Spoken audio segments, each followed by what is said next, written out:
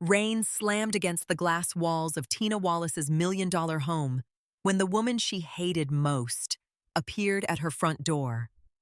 Lauren Brooks stood there, soaked, shaking mascara streaked down her face, clutching a folder so tightly her knuckles had turned white. Tina's stomach twisted instantly, because Lauren was the woman Curtis swore was just a colleague. The woman whose perfume Tina had smelled on his shirts. The woman who had slowly replaced her in every room she used to belong in. "I know you think I ruined your marriage," Lauren whispered, "but Curtis lied to both of us." Tina tried to shut the door. Then Lauren pulled out a legal document bearing Tina's forged signature. And suddenly cheating was no longer the worst thing Curtis had done. If you've ever loved someone who made you question your own reality, this story will hit harder than you expect. Stay until the end and tell me at what point would you have walked away. Tina Wallace used to believe that love looked like sacrifice. Not the dramatic kind people posted online with flowers and airport reunions and handwritten anniversary letters. Real sacrifice. The kind that slowly erased pieces of you while everyone around you called it devotion. By the age of 36, Tina had become an expert at disappearing quietly. She stood barefoot in the marble kitchen of the house she had helped build, staring at the rain sliding down the enormous windows while Lauren Brooks sat silently at the dining table behind her, clutching a mug of untouched tea. The entire room smelled like tension and wet wool. Tina still couldn't fully process the fact that the woman she had spent months hating looked just as destroyed as she felt. 3 hours earlier, Tina would have called Lauren a homewrecker without hesitation. Now she wasn't so sure. "You should leave," Tina said finally, her voice thin from exhaustion. Lauren looked down. "I will. You needed to know before he buried you too." Buried you. The words sat heavy in Tina's chest. Upstairs, Curtis still wasn't home. Again. That had become normal over the last year. At first, it had been business dinners, then client trips, then late strategy meetings. Every explanation delivered with that calm smile that somehow always made Tina feel irrational for even asking. Curtis Wallace had mastered the art of making betrayal sound professional. Tina walked toward the wine fridge and poured herself a glass with slightly shaking hands. She remembered when she first met him 12 years ago. He had been magnetic. Sharp suit, sharp smile, the kind of man who made everyone in a room lean toward him without realizing it. Back then, Curtis was still climbing his way through Chicago's luxury real estate scene. Ambitious, charming, hungry, and Tina had loved that hunger. She had been rising fast herself, then a respected marketing strategist at a high-end branding agency downtown. Smart, creative, independent. People used to ask Curtis how he got such a successful woman to fall for him. Curtis would laugh and say, "Because she sees the greatness in me before anyone else does." At the time, it sounded romantic. Now it sounded like a warning. Tina closed her eyes briefly. She remembered every compromise like bruises beneath the skin. Turning down the promotion that required traveling because Curtis needed stability at home. Spending nights organizing networking events for his business contacts for free. Caring for his mother after surgery while Curtis attended investor dinners. Handling holiday planning. Handling charity functions. Handling emotional damage control whenever Curtis exploded privately, then acted perfect publicly. Somewhere along the way, Tina stopped being a person and became infrastructure. Useful, reliable, invisible. "You really didn't know?" Lauren asked quietly behind her. Tina laughed once under her breath. It wasn't a happy sound. "Know what? That my husband was sleeping with someone else?" She turned around slowly. "I knew enough." Lauren's face tightened with guilt. But Tina suddenly noticed something strange again. Lauren didn't look triumphant. She looked manipulated, cornered, like someone who had walked into the wrong nightmare too late to escape. Tina hated that realization, because anger had been easier. Hatred was cleaner than confusion. Curtis had started changing almost 2 years ago. At first, it was subtle. He interrupted her more, corrected her stories in public, mocked her sensitivity whenever she got upset. You always make things dramatic. You're imagining tension that isn't there. You need to relax. Tiny cuts, tiny humiliations. So small that individually they sounded harmless. But together, they hollowed her out. Then came the loneliness. Curtis stopped touching her the way he used to, stopped asking about her day, stopped looking at her like she mattered. Sometimes Tina would lie awake beside him, staring at the ceiling while he scrolled through his phone with the brightness turned low, smiling at messages he never explained. Whenever she asked, he kissed her forehead like she was a child. "You're paranoid, Tina." The word had poisoned her slowly. Paranoid, emotional, overreacting. By the time Tina started doubting herself, Curtis had already won. "I found this 3 months ago," Tina said suddenly. She walked toward the drawer beside the refrigerator and pulled out a velvet jewelry box. Lauren frowned as Tina opened it. Inside sat an expensive diamond bracelet. Elegant, delicate, definitely not Tina's style. "I found it in Curtis's car." Lauren's expression changed instantly. Color drained from her face. "Oh my God!" Tina's stomach dropped. "You recognize it?" Lauren swallowed hard. "No." But she was lying. Tina could tell. Years of surviving. Curtis had made her dangerously good at recognizing hidden reactions. Lauren. Lauren rubbed both hands over her face before whispering, "He told me he was separated." The words hit Tina harder than screaming would have, because they sounded real, not rehearsed, not manipulative, just painfully stupid. Tina looked away before Lauren could see the tears forming in her eyes. Separated. Meanwhile, Tina had spent the last year trying to save a marriage Curtis had apparently already abandoned privately. Humiliation crawled through her chest like fire. "He told me you hated him," Lauren admitted quietly. "That you controlled everything, that he stayed because he didn't want to destroy you emotionally." Tina actually laughed this time. A broken laugh. "That's incredible." Lauren looked miserable. "I know how it sounds." "No," Tina snapped softly. "You don't." Silence stretched between them. Rain hammered harder against the windows. Finally, Tina sat down across from her. For the first time, she really looked at Lauren Brooks. Beautiful, polished, intelligent, but exhausted. Dark circles under her eyes, nervous hands, a woman carrying stress like extra weight. Not a villain. Another casualty. "How long?" Tina asked. Lauren hesitated. 10 months.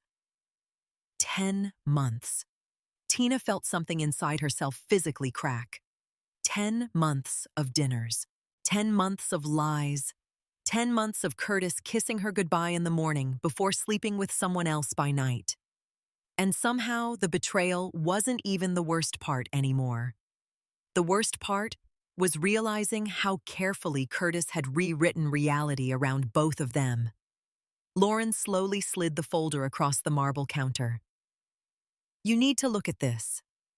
Tina stared at the papers. Financial transfer forms, corporate liability documents, legal signatures. Her signature.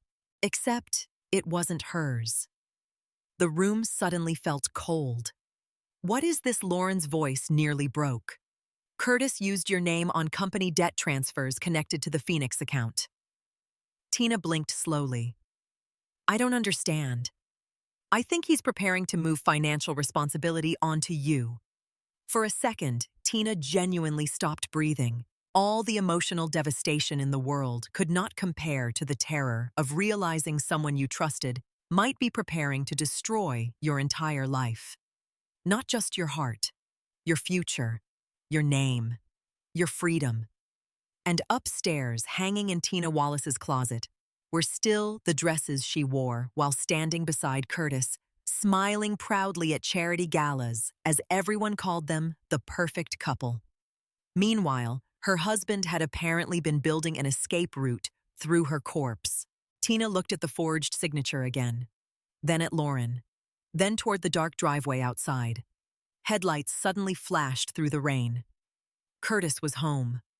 Lauren's face went white instantly. And for the first time in years, Tina no longer felt afraid for her marriage. She felt afraid of her husband. Curtis Wallace knew how to enter a room like he owned every person inside it, especially women, especially investors, especially people desperate to stand near power. Tina watched him from across the ballroom of the Blackstone Grand Hotel, while crystal chandeliers scattered gold light over Chicago's wealthiest guests. He looked perfect. Tailored black tuxedo, confident smile, one hand casually tucked into his pocket while executives practically leaned toward him during conversation. The successful husband, the charismatic businessman, the polished face of Wallace Urban Development.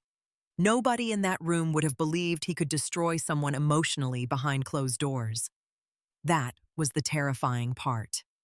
Curtis didn't look cruel. He looked trustworthy. Tina adjusted the sleeve of her silver gown and forced herself to breathe normally. 3 days had passed since Lauren showed up at her door. 3 days since Tina learned her signature had potentially been forged. 3 days of pretending nothing had changed while her entire reality quietly collapsed underneath her. Curtis had acted completely normal since that night. Too normal. That frightened her more than anger would have.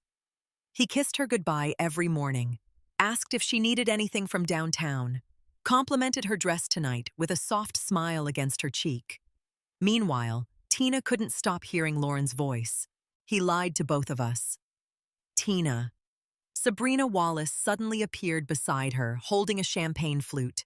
Curtis's younger sister looked effortlessly expensive in a tight, cream-colored designer dress, and the kind of smile that always felt slightly insulting.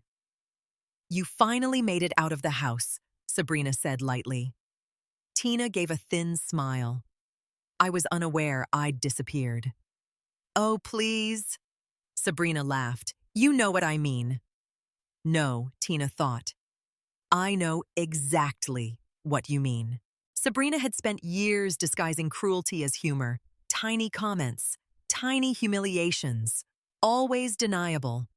"You look tired," Sabrina added casually. "Marriage stress." Tina stared at her for a moment. It amazed her how people sensed weakness, like sharks smelled blood. Before Tina could answer, Sabrina leaned closer. "You should smile more tonight. Curtis is entertaining major investors." Translation: do not embarrass him. Protect the image. Tina swallowed the bitterness rising in her throat. Across the ballroom, Curtis laughed at something Lauren Brooks said. The sight physically hurt. Lauren stood beside him in an elegant navy dress, one hand holding a wine glass, while investors circled around them. But something about her expression looked strained, uncomfortable. She glanced across the room and accidentally made eye contact with Tina. A flicker of panic crossed her face, then guilt. Then she immediately looked away. The reaction confused Tina more every time she saw it. If Lauren was truly trying to steal Curtis, why did she constantly look ashamed? Tina. Evelyn Wallace approached, now perfectly polished as always. Curtis's mother kissed the air near Tina's cheek before adjusting the diamond necklace around her own throat. "You should stand closer to Curtis during photos tonight," Evelyn said. "People notice distance." "Of course they do, because appearances were the Wallace family religion." "I'm sure people survived before photography," Tina replied quietly. Evelyn smiled tightly. "There's no need to be sharp." Tina almost laughed. Sharp. After everything. She watched Curtis place a guiding hand against Lauren's lower back while introducing her to another investor group. The gesture lasted barely 2 seconds, but Tina noticed it. So did Lauren. Lauren subtly stepped away from him immediately. Interesting. Very interesting. Tina Evelyn continued. Softly, men under pressure need peace at home. Sometimes wives forget that. There it was. The usual implication. If Curtis changed, Tina must have failed him somehow. Tina had heard versions of this speech for years. When Curtis became distant, when Curtis became colder, when Curtis snapped at her privately, when Curtis stopped touching her. Protect his peace, protect his reputation, protect his stress levels. Meanwhile, nobody protected hers. Tina, a male investor, suddenly approached with a bright smile. Curtis says you handled most of the charity campaign branding yourself. Incredible work. Before Tina could answer, Curtis appeared beside them effortlessly. She's being modest, he said smoothly, sliding an arm around her waist. My wife keeps this whole operation elegant. The investor laughed warmly. You two are the definition of power couple. Curtis smiled. Tina nearly felt sick, because Curtis performed affection perfectly in public. That was part of the trap. Nobody believed lonely women married to charming men. The investor drifted away. Curtis immediately removed his arm, like flipping a switch. You okay? He asked, quietly. Tina studied him carefully. Handsome face, calm eyes, no guilt visible anywhere. How long have you known Lauren? Tina asked suddenly. Curtis barely blinked. About a year professionally. Professionally. The lie came effortlessly. Tina wondered how many thousands of lies had crossed those lips during their marriage. You seem close. Curtis gave a soft, amused sigh. There it is. There, what is that tone? He smiled slightly, but his eyes hardened. You always create tension out of nothing. The familiar script. Instantly. Like muscle memory. Tina almost hated herself for how automatically guilt still tried to rise inside her. Gaslighting worked because it exhausted reality itself. I didn't accuse you of anything, Tina said carefully. Curtis leaned closer. You don't have to. Your face already does. Then he kissed her temple gently and walked away before she could respond, leaving her standing there questioning her own sanity again. It was terrifying how effective he was. Tina. Lauren's voice startled her. Tina turned sharply. Lauren stood alone now, near the balcony entrance. Nervous, guarded. I need to tell you something, Lauren whispered. Tina folded her arms immediately. I think we've done enough talking. Lauren swallowed. I found something connected to the Phoenix account. The words instantly changed everything. Tina glanced around quickly. The ballroom buzzed with music, champagne, and artificial laughter. Nobody noticed them. What kind of something? Tina asked quietly. Lauren hesitated. Curtis has been moving liabilities through temporary holding companies. Tina's chest tightened. And in some of them are under your name. The room suddenly felt too warm. You said some. Lauren nodded slowly. There may be more than one forged document. Tina stared at her in disbelief. Why? Why would Curtis do this? If he wanted another woman, he could divorce her. If he wanted freedom, he already had enough money. So why destroy her financially too, unless Curtis needed someone to blame? Tina. Lauren looked genuinely frightened now. I don't think he's just cheating. Before Tina could answer, applause suddenly erupted across the ballroom. Curtis had stepped onto the stage for his investor speech. Confident. Perfect. Admired. He looked directly at Tina while adjusting the microphone, then smiled. And for the first time in 12 years, that smile no longer made her feel safe. It made her feel hunted. Tonight, Curtis announced warmly, none of this would exist without loyalty. The audience applauded. Tina felt cold all over, because suddenly she understood something horrifying. Curtis didn't just want admiration. He needed control. And people like that never let go quietly. Her phone buzzed inside her clutch purse. Unknown number. Tina opened the message discreetly. Ask Curtis about the Phoenix account before he transfers everything to you. Attached underneath was a photo, a bank document, with Tina Wallace's forged signature, and a transfer amount large enough to ruin her life forever. The drive to Evelyn Wallace's mansion felt longer than usual. Tina sat silently in the passenger seat of Curtis's black Mercedes while downtown Chicago lights blurred through the rain-streaked windows beside her. Curtis drove with one hand resting casually against the steering wheel, looking calm. Too calm, as if the universe around him remained perfectly under control.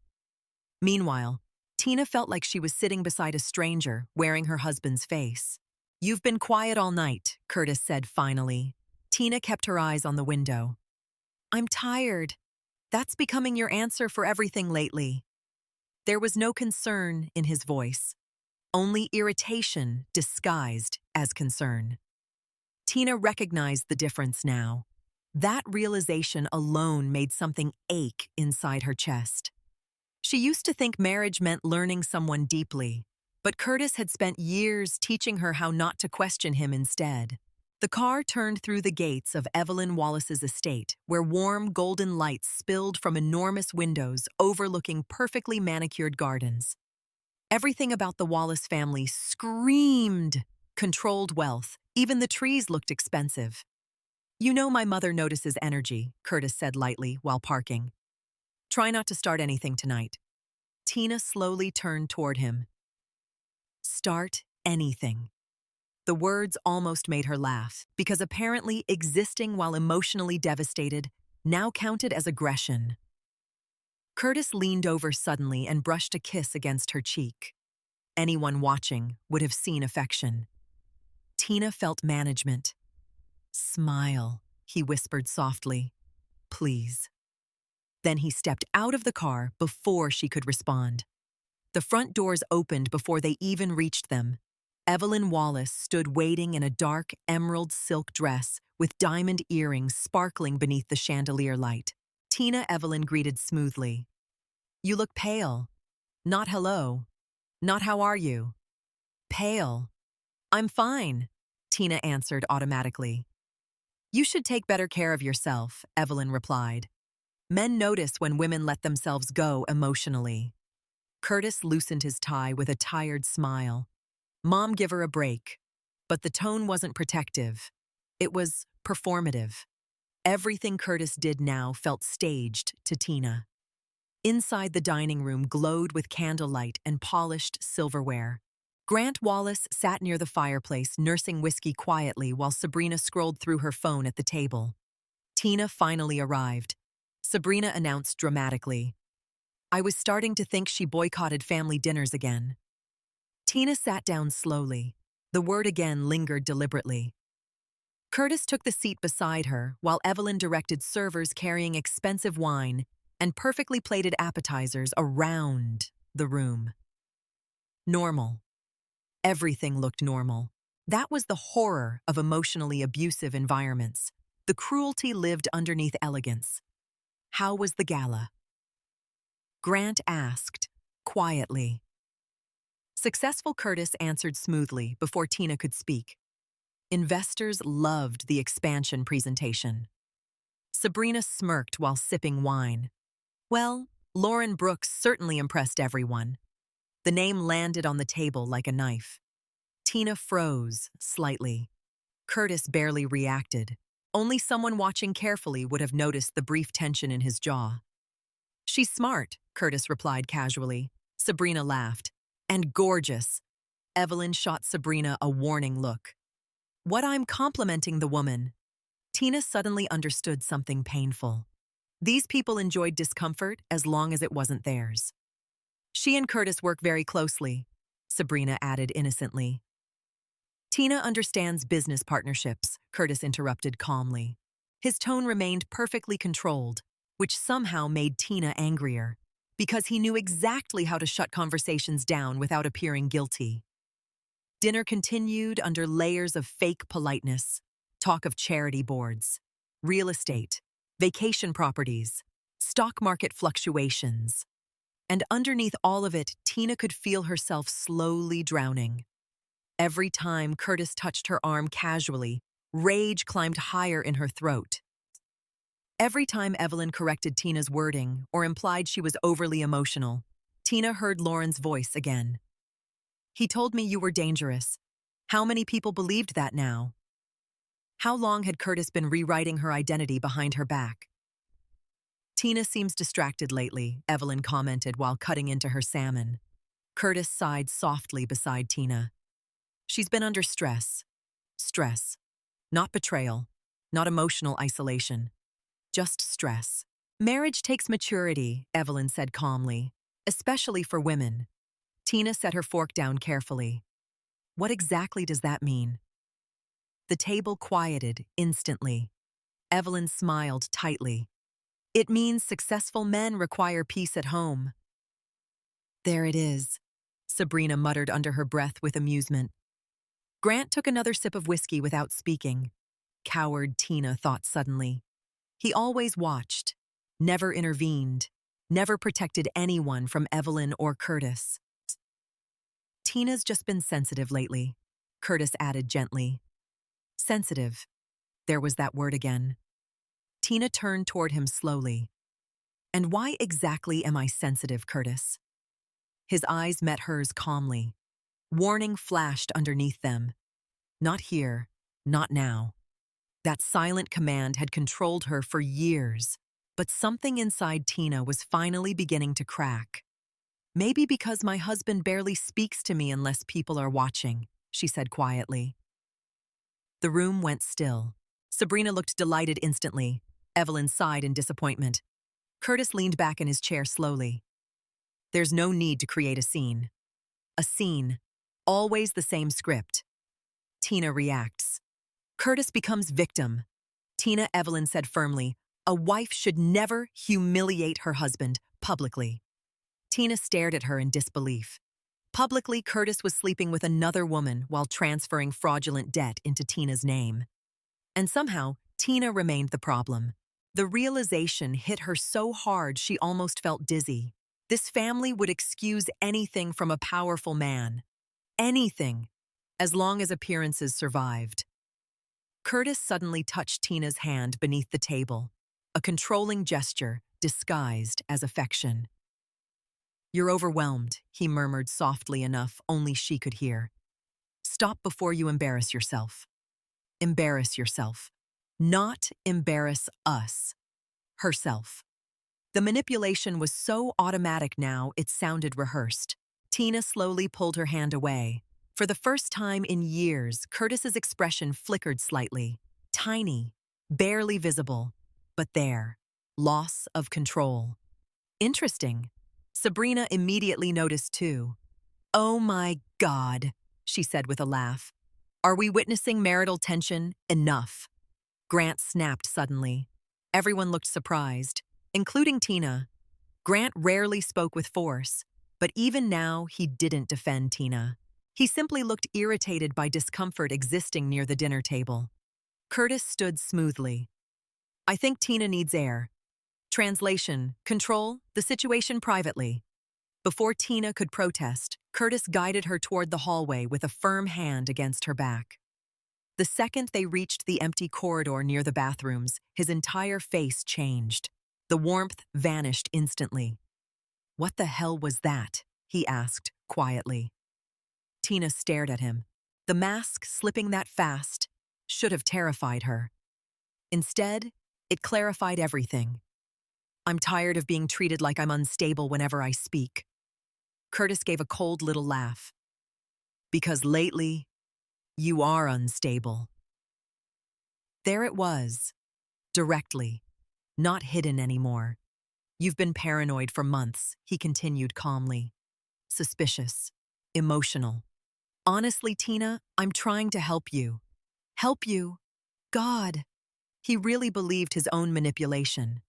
Or worse, he simply believed she was too weak to resist it. You know what's interesting? Tina whispered. Curtis narrowed his eyes slightly. What? You only call me emotional when I start noticing things.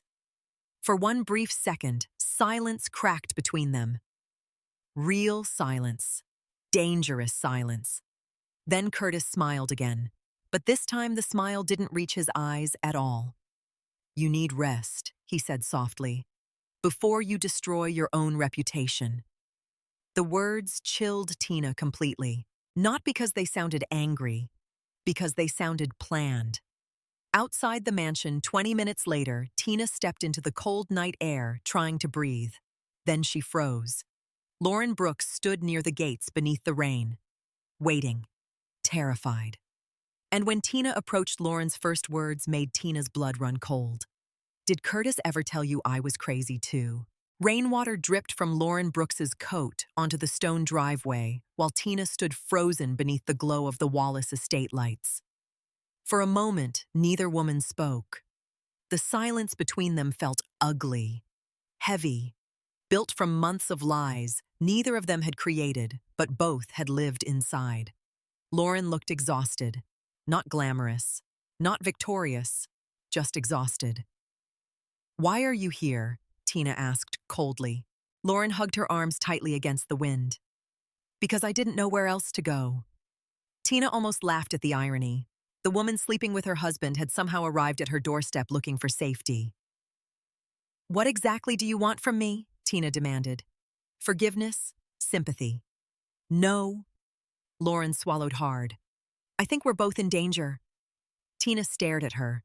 Danger. The words sounded dramatic. Except nothing about the last few days felt normal anymore. Curtis wasn't just cheating. There was strategy behind everything now. Manipulation, financial fraud, emotional control. And somehow Tina had spent years calling it marriage problems instead of abuse. "You said Curtis told you I was crazy," Tina said finally. Lauren nodded slowly. "He said you had emotional breakdowns, that you threatened him during arguments, that he stayed because he was scared you'd fall apart if he left." Tina physically recoiled, because those words sounded horrifyingly believable. Not true, but believable. Curtis always understood one terrifying thing. People trusted calm men over emotional women. Always. Especially wealthy, successful men. Especially women already isolated. Lauren looked down at the ground. "He told me you monitored his phone, controlled his schedule, humiliated him in private." Tina's chest tightened painfully. Meanwhile, Curtis had spent years slowly dismantling her confidence piece by piece. "You believed him?" Lauren looked ashamed. "Yes." The honesty somehow hurt more than denial would have. "I thought you were bitter and manipulative," Lauren admitted softly. "He said he tried to leave several times." Tina shook her head slowly in disbelief. "He never tried to leave." Lauren's eyes flickered upward. "What?" "He barely tried to stay." The words slipped out before Tina could stop them. Raw, honest, embarrassing. And suddenly, the reality of her marriage stood naked between them. Tina Wallace had spent years begging quietly for scraps of emotional affection from a man already emotionally gone. Humiliation flooded her throat. Lauren looked genuinely devastated now. "Oh my God." Tina laughed bitterly. "Yeah. Apparently we both got sold different versions of the same man." Wind swept across the driveway. Inside the mansion, laughter drifted faintly through the windows while the two women Curtis had manipulated stood outside like collateral damage. Tina crossed her arms tightly. "So, explain something to me, Lauren." Lauren looked up carefully. "If Curtis loved you so much, why are you standing outside his mother's house in the rain instead of with him?" That question landed hard. Lauren's face cracked instantly. Fear. Real fear.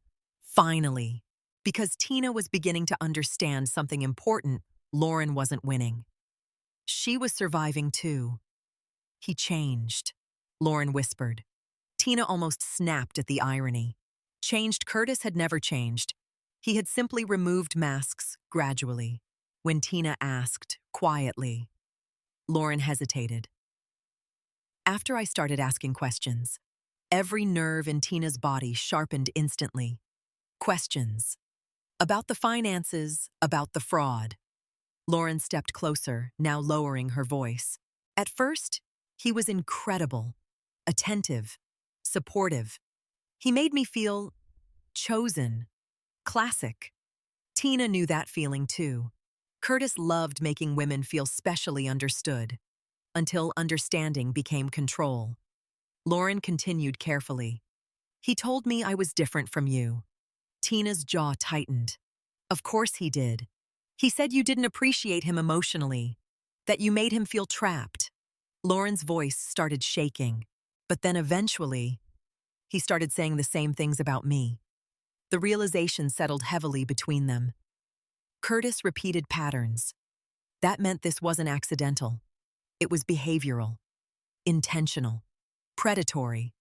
What things Tina asked quietly. Lauren looked embarrassed, that I was too emotional, too demanding, too suspicious. Tina closed her eyes briefly, the exact same script, word for word. Like Curtis recycled psychological warfare. He started disappearing for hours, Lauren continued, then blaming me for reacting. Tina almost felt sick listening to her own marriage repeated back through another woman's experience. He said I was becoming unstable. There it was again. Unstable, crazy, emotional, paranoid.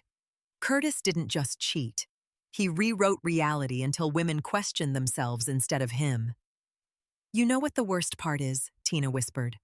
Lauren looked at her carefully. I believed him sometimes. That confession hurt more than any betrayal. Lauren nodded slowly. So did I. For the first time since meeting her, Tina no longer saw Lauren as competition. She saw damage, the same damage reflected differently. Lauren reached into her bag carefully and pulled out several folded documents. I didn't come here tonight because of the affair. Tina's stomach tightened again. What then? Lauren handed her the papers. Corporate filings, transfer authorizations, liability agreements. Tina's breath caught immediately. Her name appeared repeatedly across the pages. Tina Wallace. Tina Wallace. Tina Wallace. And beneath each document, her forged signature. No, Tina whispered instantly. Lauren nodded grimly. I found them 2 weeks ago. Tina's hands began trembling. This isn't possible. I think Curtis has been using your identity to move debt away from the company. The world suddenly felt distorted. Distant. Like Tina's body no longer fully occupied the same space as her mind. She scanned the numbers again. Millions. God. Millions. This would destroy me, Tina whispered. Lauren looked devastated. I know. Tina's breathing became uneven. Marriage betrayal was one thing, but this was annihilation. Financial ruin, criminal exposure, public humiliation. And suddenly, every moment from the last year rearranged itself differently inside Tina's mind. Curtis encouraging her not to review documents because she was too stressed. Curtis insisting she trust him completely. Curtis making jokes about Tina being bad with financial details around investors. He had been preparing the narrative. Carefully. Patiently. Oh my God, Tina whispered. Lauren stepped closer, carefully. There's more. Tina looked up slowly. Lauren's eyes filled with shame. I helped process some of the legal paperwork. The words sliced through the air. Instantly, Tina stepped backward. Rage exploded through her chest so fast it almost blinded her. You what? Lauren's face crumpled. I didn't know. You signed documents using my name. I thought they were authorized internally. You helped him destroy my life. Tina's voice cracked violently through the rain. Years of pain surged upward all at once. The affair, the humiliation, the gaslighting, the loneliness, the lies. Lauren flinched like Tina had physically hit her. I know, she whispered brokenly. I know. You knew he was married, yes, you still stayed. Lauren suddenly snapped too, because he made me believe you hated him. The words echoed sharply. Both women breathing hard now, both furious, both shattered. Lauren wiped tears from her face angrily. He told me you manipulated him emotionally for years. He said he was trapped. He said he couldn't leave safely because you'd destroy him publicly. Tina stared at her in disbelief. Meanwhile, Curtis had told Tina Lauren was obsessive, aggressive, emotionally unstable. He played us against each other, Lauren whispered. Silence. Rain.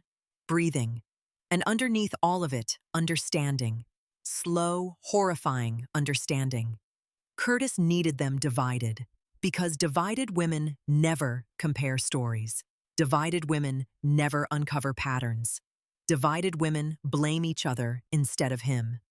Lauren reached into her bag one last time. There's one more thing you need to see. She pulled out a final document slowly. Tina looked down at it, then felt every drop of blood leave her face. It was a debt transfer agreement. Worth millions. Legally assigning catastrophic financial liability directly into Tina Wallace's name. Signed. Processed. Approved. And according to the date, Curtis had finalized it 3 days before kissing Tina goodbye and telling her he loved her. Tina barely slept.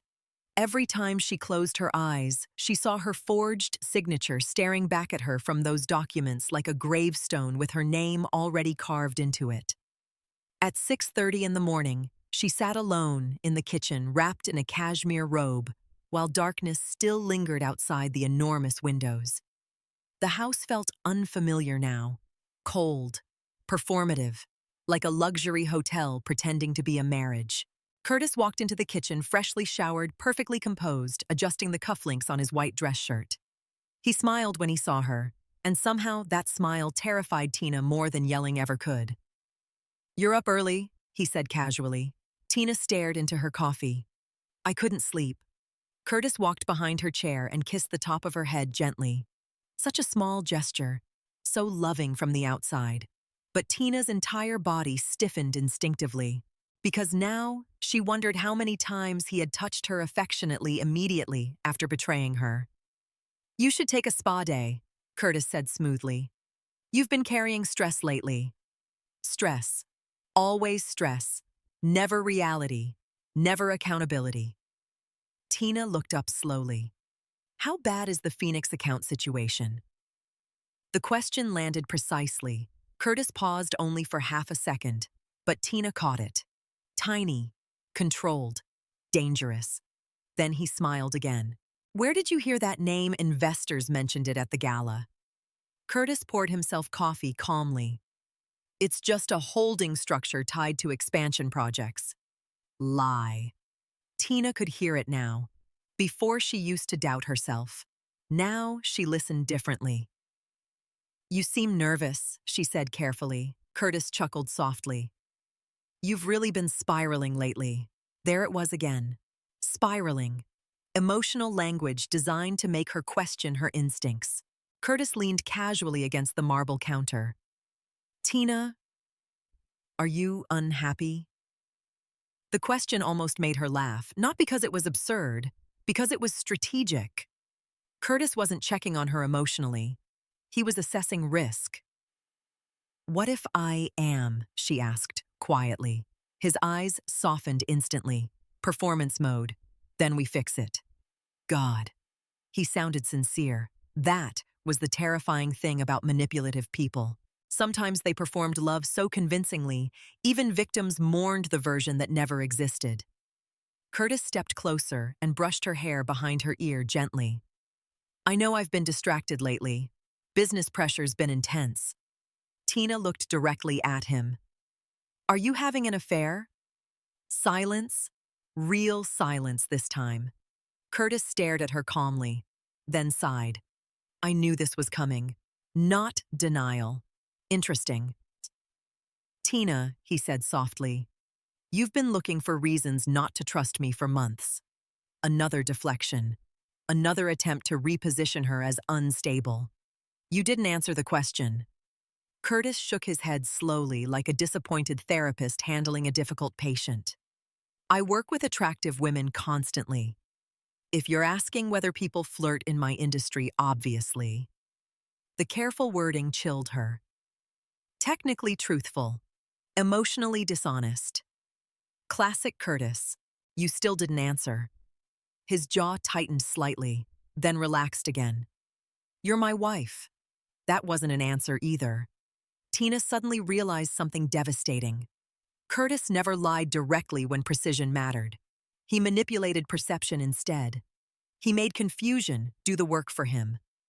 Her phone vibrated inside her robe pocket. A message from Lauren. "We need to talk today. It's worse than I..." Tina locked the screen instantly, but Curtis noticed. "Who's texting you this early?" The question sounded casual. His eyes didn't.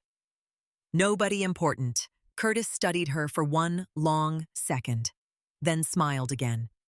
"Don't isolate yourself emotionally, Tina. Isolate yourself."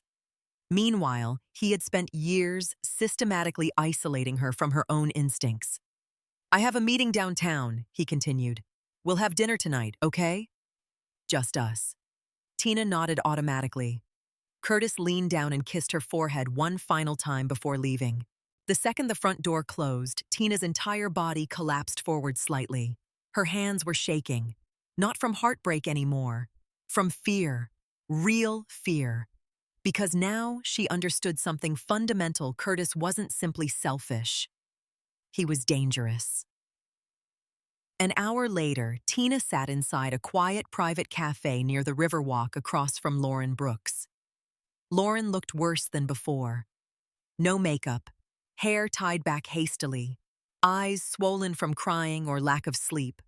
Probably both. "You were right," Tina said quietly. Lauren looked up carefully. "About what?" "He's preparing something." Lauren nodded grimly. "I spent all night going through archived filings."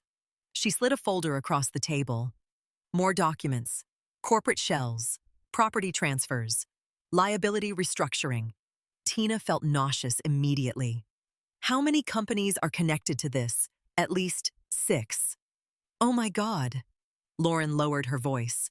"Tina, if federal investigators trace this wrong, your name appears attached to multiple financial authorizations." Tina's stomach twisted violently. "But I didn't sign any of this." "I know. Can we prove that?" Lauren hesitated. That hesitation told Tina everything. Fear crawled up her spine. "What aren't you telling me?" Lauren rubbed her forehead tiredly. "Curtis had access to old legal samples of your signature from joint filings." Tina stared at her. "He planned this." Lauren didn't answer, because she didn't need to. They both knew now. This wasn't impulsive betrayal. This was architecture. Years of architecture. Tina suddenly remembered dozens of tiny moments differently. Curtis insisting she sign stacks of paperwork quickly because we're late. Curtis encouraging her not to attend financial meetings because they were boring. Curtis constantly framing her as emotional and disorganized publicly. Narrative building. Every single piece. "He was setting me up," Tina whispered. Lauren looked sick. "I think he's preparing an exit strategy." Tina leaned back slowly. Everything inside her felt hollow. "Why would he do this to me?" Lauren's eyes filled with sadness. "Because people like Curtis don't leave relationships. They leave crime scenes." The sentence hit Tina like ice water. For several seconds, neither woman spoke. Outside the cafe window, Chicago moved normally. People crossing streets, business meetings, coffee orders, ordinary life continuing while Tina's world quietly imploded. "I loved him," Tina whispered finally. The confession embarrassed her instantly. Lauren's face softened painfully. "I know." "No," Tina said shakily. "I really loved him." She looked down at her trembling hands. "I defended him for years." She defended his temper, his coldness, his emotional neglect, his humiliations. Every time friends hinted Curtis treated her poorly, Tina explained him away.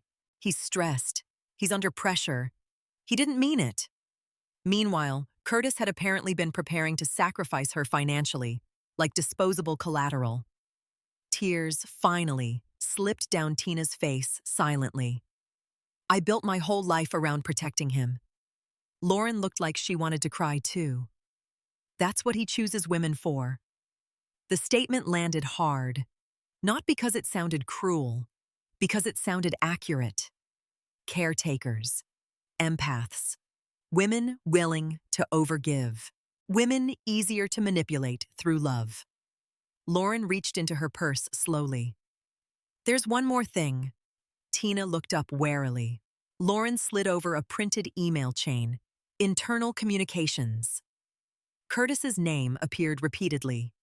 Tina scanned the messages quickly, then froze completely. One sentence stood out immediately. If things collapse, liability needs to stay with Tina Wallace. Tina stopped breathing. Curtis hadn't just betrayed her emotionally. He had planned her destruction professionally. And suddenly, for the first time in 12 years, Tina Wallace stopped wondering how to save her marriage and started wondering how to survive her husband. The first person Tina Wallace lied to after discovering the truth was her husband. And strangely enough, it made her feel powerful again. Not because she enjoyed deception, because for the first time in years, Curtis no longer had complete access to her mind. That realization changed something fundamental inside her. 3 days after the cafe meeting with Lauren, Tina stood in the massive walk-in closet of her suburban mansion, fastening diamond earrings while Curtis adjusted his tie nearby. "You seem better lately," Curtis observed casually. Tina met his eyes through the mirror. "Do I?" He smiled slightly. Calmer. Translation, easier to control again. Tina smiled back softly. "Maybe I'm just tired of fighting." Curtis visibly relaxed. Tiny, but noticeable. That was the moment Tina fully understood something terrifying. Curtis didn't want resolution. He wanted surrender. And for years, she had confused the two. "You know," Curtis said while buttoning his cuff, "I miss us." The words would have destroyed her emotionally a month ago. Now they sounded strategic, like a man checking whether his leverage still worked. Tina walked closer slowly. "What exactly do you miss?" Curtis looked briefly surprised by the question, then recovered instantly. "This." He gestured between them. "Peace. Partnership. Partnership." The irony nearly choked her. Curtis leaned down and kissed her softly. Tina forced herself not to recoil. Every affectionate gesture now felt contaminated by hidden motives. "I booked dinner reservations Friday," he said. "Just us." Tina nodded carefully. "That sounds nice." Curtis smiled, satisfied, because he believed the crisis was stabilizing. Meanwhile, Tina had secretly copied financial records from his office the previous night while he slept upstairs. The shift inside her felt almost surreal. Fear was slowly becoming focus, and focus was dangerous. Later that afternoon, Tina sat inside Lauren's downtown apartment surrounded by printed documents spread across a glass coffee table. Lauren had changed too, less defensive now, less polished, more real. The illusion between them had shattered completely. "You were right about the shell companies," Tina said quietly. Lauren rubbed tired eyes. "There are more every time I dig." Nathan Cole sat beside them reviewing spreadsheets on a laptop. Lauren had introduced him the night before, a discreet forensic financial investigator with sharp eyes and the kind of silence that suggested he'd seen terrible things professionally. Nathan looked up grimly. Curtis moved losses through temporary holding groups connected to joint marital assets. Tina's stomach tightened, meaning Nathan's side. "If regulators investigate aggressively, your name absorbs major liability exposure." The words still felt unreal every time she heard them. Lauren crossed her arms tightly. "He's trying to make Tina the financial shield." Nathan nodded once. "Looks that way." Tina stood suddenly and walked toward the apartment windows overlooking downtown Chicago. Traffic lights glowed beneath the darkening evening skyline. Normal life continued outside while hers quietly disintegrated. "I still don't understand why," she whispered. Lauren answered softly behind her. "Because if he divorces you cleanly, he loses money." Tina closed her eyes. Of course. Money, control, reputation. Curtis loved all three more than people. "He needed me weak," Tina realized aloud. Nathan looked up. What Tina turned slowly. The emotional manipulation, the gaslighting, the instability narrative, everything connected now. If Tina questioned herself emotionally, she'd never question financial documents confidently. If Tina looked unstable publicly, Curtis looked credible automatically. It wasn't random cruelty. It was infrastructure. Lauren looked devastated, listening to it spoken aloud. He did the same thing to me. Tina studied her carefully. What do you mean? Lauren hesitated before speaking. At first, Curtis made me feel brilliant, strong, different from other women. Classic. Then came dependence, subtle emotional conditioning disguised as intimacy. He started discouraging certain friendships, Lauren admitted quietly. Said people were jealous of our connection. Tina almost felt sick from recognition. Curtis isolated women emotionally before controlling them. He told me my co-workers were intimidated by me, Lauren continued. That only he truly understood me. God. The same script, just personalized differently. Tina sat back down slowly. How many women? Lauren looked confused. What? How many times has he done this? Silence settled over the apartment. Nobody answered immediately, because suddenly the question felt much larger than cheating. Curtis operated like someone experienced, practiced, refined, a man who understood manipulation too naturally. Nathan suddenly looked toward Lauren. You mentioned an assistant before. Lauren nodded slowly. Grace Holloway. Can she help? Lauren hesitated. Maybe. Maybe. How Lauren looked uncomfortable. Grace has worked for Curtis 6 years. She knows everything. Tina's pulse quickened. Then why hasn't she said anything? Lauren gave a sad little laugh. Because Curtis terrifies people. That answer lingered heavily. Tina understood it completely. Curtis rarely yelled, rarely exploded publicly. His control came from psychological precision instead. Disapproval, withdrawal, subtle threats, reputation management. He made people afraid of losing stability, and somehow that was even more effective. Lauren's phone suddenly buzzed. She checked the screen and immediately stiffened. What Tina asked. Lauren looked pale. It's Grace. Tina sat upright instantly. What did she say? Lauren swallowed. She wants to meet. 3 hours later, Tina sat inside a quiet, underground parking garage in downtown Chicago, wondering how her life had become something that felt like a psychological thriller. Lauren stood beside her, near a concrete pillar, while cold fluorescent lights buzzed overhead. You trust her? Tina asked quietly. No, Lauren admitted, but I think she's scared. Headlights suddenly appeared at the far end of the garage. A silver sedan pulled into an empty space nearby. Grace Holloway stepped out nervously. She looked mid-30s, sharp business attire, intelligent eyes, and deeply exhausted. The moment Grace saw Tina, guilt crossed her face instantly. I'm sorry, she said, quietly. Tina folded her arms. For what exactly? Grace looked like she hadn't slept in days. For staying quiet. Silence. Then Grace reached into her leather tote bag slowly. You need to understand something about Curtis. Tina's heartbeat accelerated. Grace pulled out a small, encrypted flash drive. He keeps insurance on everyone. Lauren's face went white. Grace looked directly at Tina now. You're not the first woman he's done this to. The air vanished from Tina's lungs. What? Grace swallowed hard. There was another employee, 4 years ago. Different division. Different city. Tina stared at her. What happened to her? Grace looked down briefly. She disappeared from the company after accusing Curtis of emotional misconduct. Lauren whispered, Oh my God. Grace nodded shakily. Curtis destroyed her reputation before she could speak publicly. Fear crawled violently up Tina's spine, because suddenly the situation felt much larger then infidelity or fraud. This was a pattern, a system.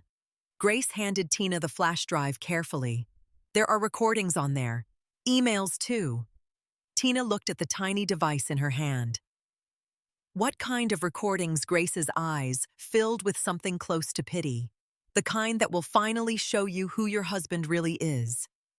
And for the first time since this nightmare began, Tina realized something horrifying. Curtis Wallace hadn't underestimated her. He simply never believed the women he manipulated would unite against him. Tina didn't realize her hands were shaking until she failed to plug the flash drive into Lauren's laptop twice. The apartment felt unbearably quiet. Outside Chicago glowed beneath cold, midnight rain. But inside Lauren's living room, the air felt dense with dread. Nathan sat near the kitchen counter, reviewing financial spreadsheets while Lauren watched Tina carefully from across the couch. "You don't have to do this tonight," Lauren said softly. Tina finally inserted the drive successfully. "Yes," she whispered. "I do." Because somewhere deep down, part of her still hoped everyone was wrong. Part of her still wanted to discover some misunderstanding big enough to rescue the version of Curtis she had loved. Even after everything. That was the cruel thing about emotional abuse. Victims didn't stop loving all at once. Love died slowly, painfully, in pieces. A folder opened on the laptop screen. Audio files, email archives, internal transfers, private recordings. Tina felt nauseous instantly. Grace hadn't exaggerated. Nathan moved closer, quietly. "You sure know?" But Tina nodded anyway. She clicked the first audio file. Static crackled briefly. Then Curtis's voice filled the room. Smooth, relaxed, dangerously familiar. Tina notices emotional shifts, but she second-guesses herself too much to act confidently. Tina froze. Her blood turned cold instantly. Another male voice laughed faintly in the recording. "Investor, maybe. Lawyer, maybe." Curtis chuckled softly. "She needs reassurance constantly. Once you understand that controlling conflict becomes easy." The room disappeared around Tina. Controlling conflict. Like she was a business obstacle, not his wife. Lauren looked horrified beside her. Tina clicked pause abruptly. Silence crashed into the apartment. Nathan looked grim but unsurprised. Tina stared at the screen without blinking. "That's not real," she whispered automatically. Denial. Even now, Lauren's eyes filled with tears. "Tina, he's talking about me like I'm a project." Nobody answered, because he was. Tina pressed play again. Curtis's voice continued casually through the speakers. "She's useful socially, though. Investors trust married men more, especially stable marriages." Laughter again. Then Curtis added, "As long as Tina feels emotionally dependent, she won't question paperwork too closely." The laptop snapped shut violently. Tina stood up so fast the coffee table rattled. "No." Her breathing became uneven instantly. "No, no, no." Lauren stood too. "Tina, he used me." The words cracked out of her throat painfully. Not just emotionally, strategically. The realization physically hurt. Every charity event, every investor dinner, every public appearance beside him smiling proudly while Curtis quietly positioned her as a shield. Useful socially. Tina suddenly remembered spending 6 straight hours organizing a luxury fundraiser while Curtis barely acknowledged her afterward. She remembered canceling business opportunities because Curtis said the marriage needed stability. She remembered defending him endlessly. Useful, useful, useful. The word echoed through her head like humiliation. Nathan spoke carefully. "We should keep going. Emotionally, this gets harder before it gets clearer." Tina laughed bitterly through tears. Harder, Nathan didn't answer, because they all knew already. Tina slowly sat back down, then opened the next file. This recording sounded newer, Curtis's voice lower now, private, intimate. Lauren's getting attached. Tina's stomach twisted immediately. Another man asked, "Problem?" Curtis laughed quietly. They all do eventually. They all do. Something dark moved through Tina's chest. Not heartbreak anymore. Rage. Cold rage. She thinks I'm leaving my wife eventually, Curtis continued. Honestly, she's smarter than Tina professionally but emotionally. Same pattern. Lauren covered her mouth instantly. Tina turned toward her slowly. Lauren looked shattered. Oh my God. Curtis kept talking through the speakers. Women who need emotional validation are easy to redirect. Nathan paused the recording immediately. Nobody moved. Nobody breathed normally. Lauren suddenly stood and walked toward the kitchen like she might collapse. Tina barely recognized her own voice. He talks about people like assets. Nathan nodded quietly. Control-oriented personalities often categorize emotional relationships transactionally. Tina looked at him sharply. You mean narcissists? Nathan hesitated carefully. I mean men who see attachment as leverage. Lauren leaned against the kitchen counter, wiping tears angrily. He told me I was different. Tina's chest hurt unexpectedly hearing that, because Curtis had once told her the same thing, too. You understand me better than anyone. You're not like other women. Special. Chosen. Until the manipulation started. Tina opened another folder silently. Emails appeared across the screen. Internal communication chains. Legal restructuring conversations. Offshore transfer approvals. Then one subject line caught her eye instantly. R.E. Tina Narrative Management. Narrative Management. God. Tina opened it slowly. Curtis's email appeared first. Tina has become increasingly emotional during the last quarter. If necessary, we position her as unstable during divorce negotiations. Tina stopped breathing. Lauren whispered, Jesus Christ. Another email underneath, ensure all documentation supports the perception that she struggles with impulse control. Tina physically recoiled from the screen. Perception. Everything with Curtis revolved around perception. Public image, emotional framing, narrative construction. He hadn't merely manipulated her privately. He had been building a legal psychological profile around her for months. Maybe years. She was never supposed to win, Nathan said quietly. Tina looked at him slowly. What? Nathan gestured toward the emails. This reads like someone preparing strategic character destruction before financial exposure. Tina suddenly remembered every moment Curtis subtly called her emotional in public. Every joke about her sensitivity. Every quiet correction around investors. He wasn't teasing. He was planting evidence, a pattern, a reputation. So when the collapse came, people would believe him. Tina suddenly couldn't sit still anymore. She stood and paced toward the windows, breathing hard. The city lights below blurred through tears. He kissed me goodbye every morning, she whispered shakily. Nobody spoke. He slept beside me while planning this. Lauren's voice cracked softly behind her. I know. No, Tina said, turning suddenly. You don't. The pain exploded out of her now, raw. Years compressed into one unbearable realization. I loved him so much I disappeared for him.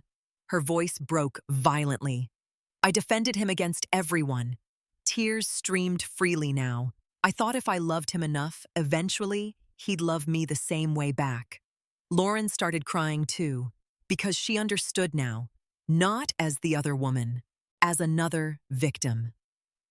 Tina looked down at the laptop again, then opened the final video file. Curtis appeared on screen sitting inside what looked like a private office after drinks. Relaxed, cocky, smiling. He clearly didn't know he was being recorded. By the time Tina understands what's happening, Curtis said casually while swirling whiskey in a glass, she'll already own all the debt. The men around him laughed. Curtis smirked. She still thinks loyalty matters. Something inside Tina died hearing that sentence, not love, that had already been bleeding out slowly for months. This was something deeper. Trust. The fundamental belief that Curtis Wallace possessed a conscience somewhere underneath his charm. Gone. Completely gone. The video continued. If she panics publicly, even better, Curtis added. Emotional women always destroy their own credibility eventually. Nathan closed the laptop quietly. The apartment fell silent except for Tina's uneven breathing. For several long seconds, nobody moved. Then Tina wiped her tears slowly. Not frantically, not weakly, slowly, deliberately. And when she finally looked up again, something inside her expression had changed completely. Lauren noticed it first. The grief was still there, but underneath it now, clarity. Dangerous clarity. Tina's voice came out low and steady. He wants me afraid.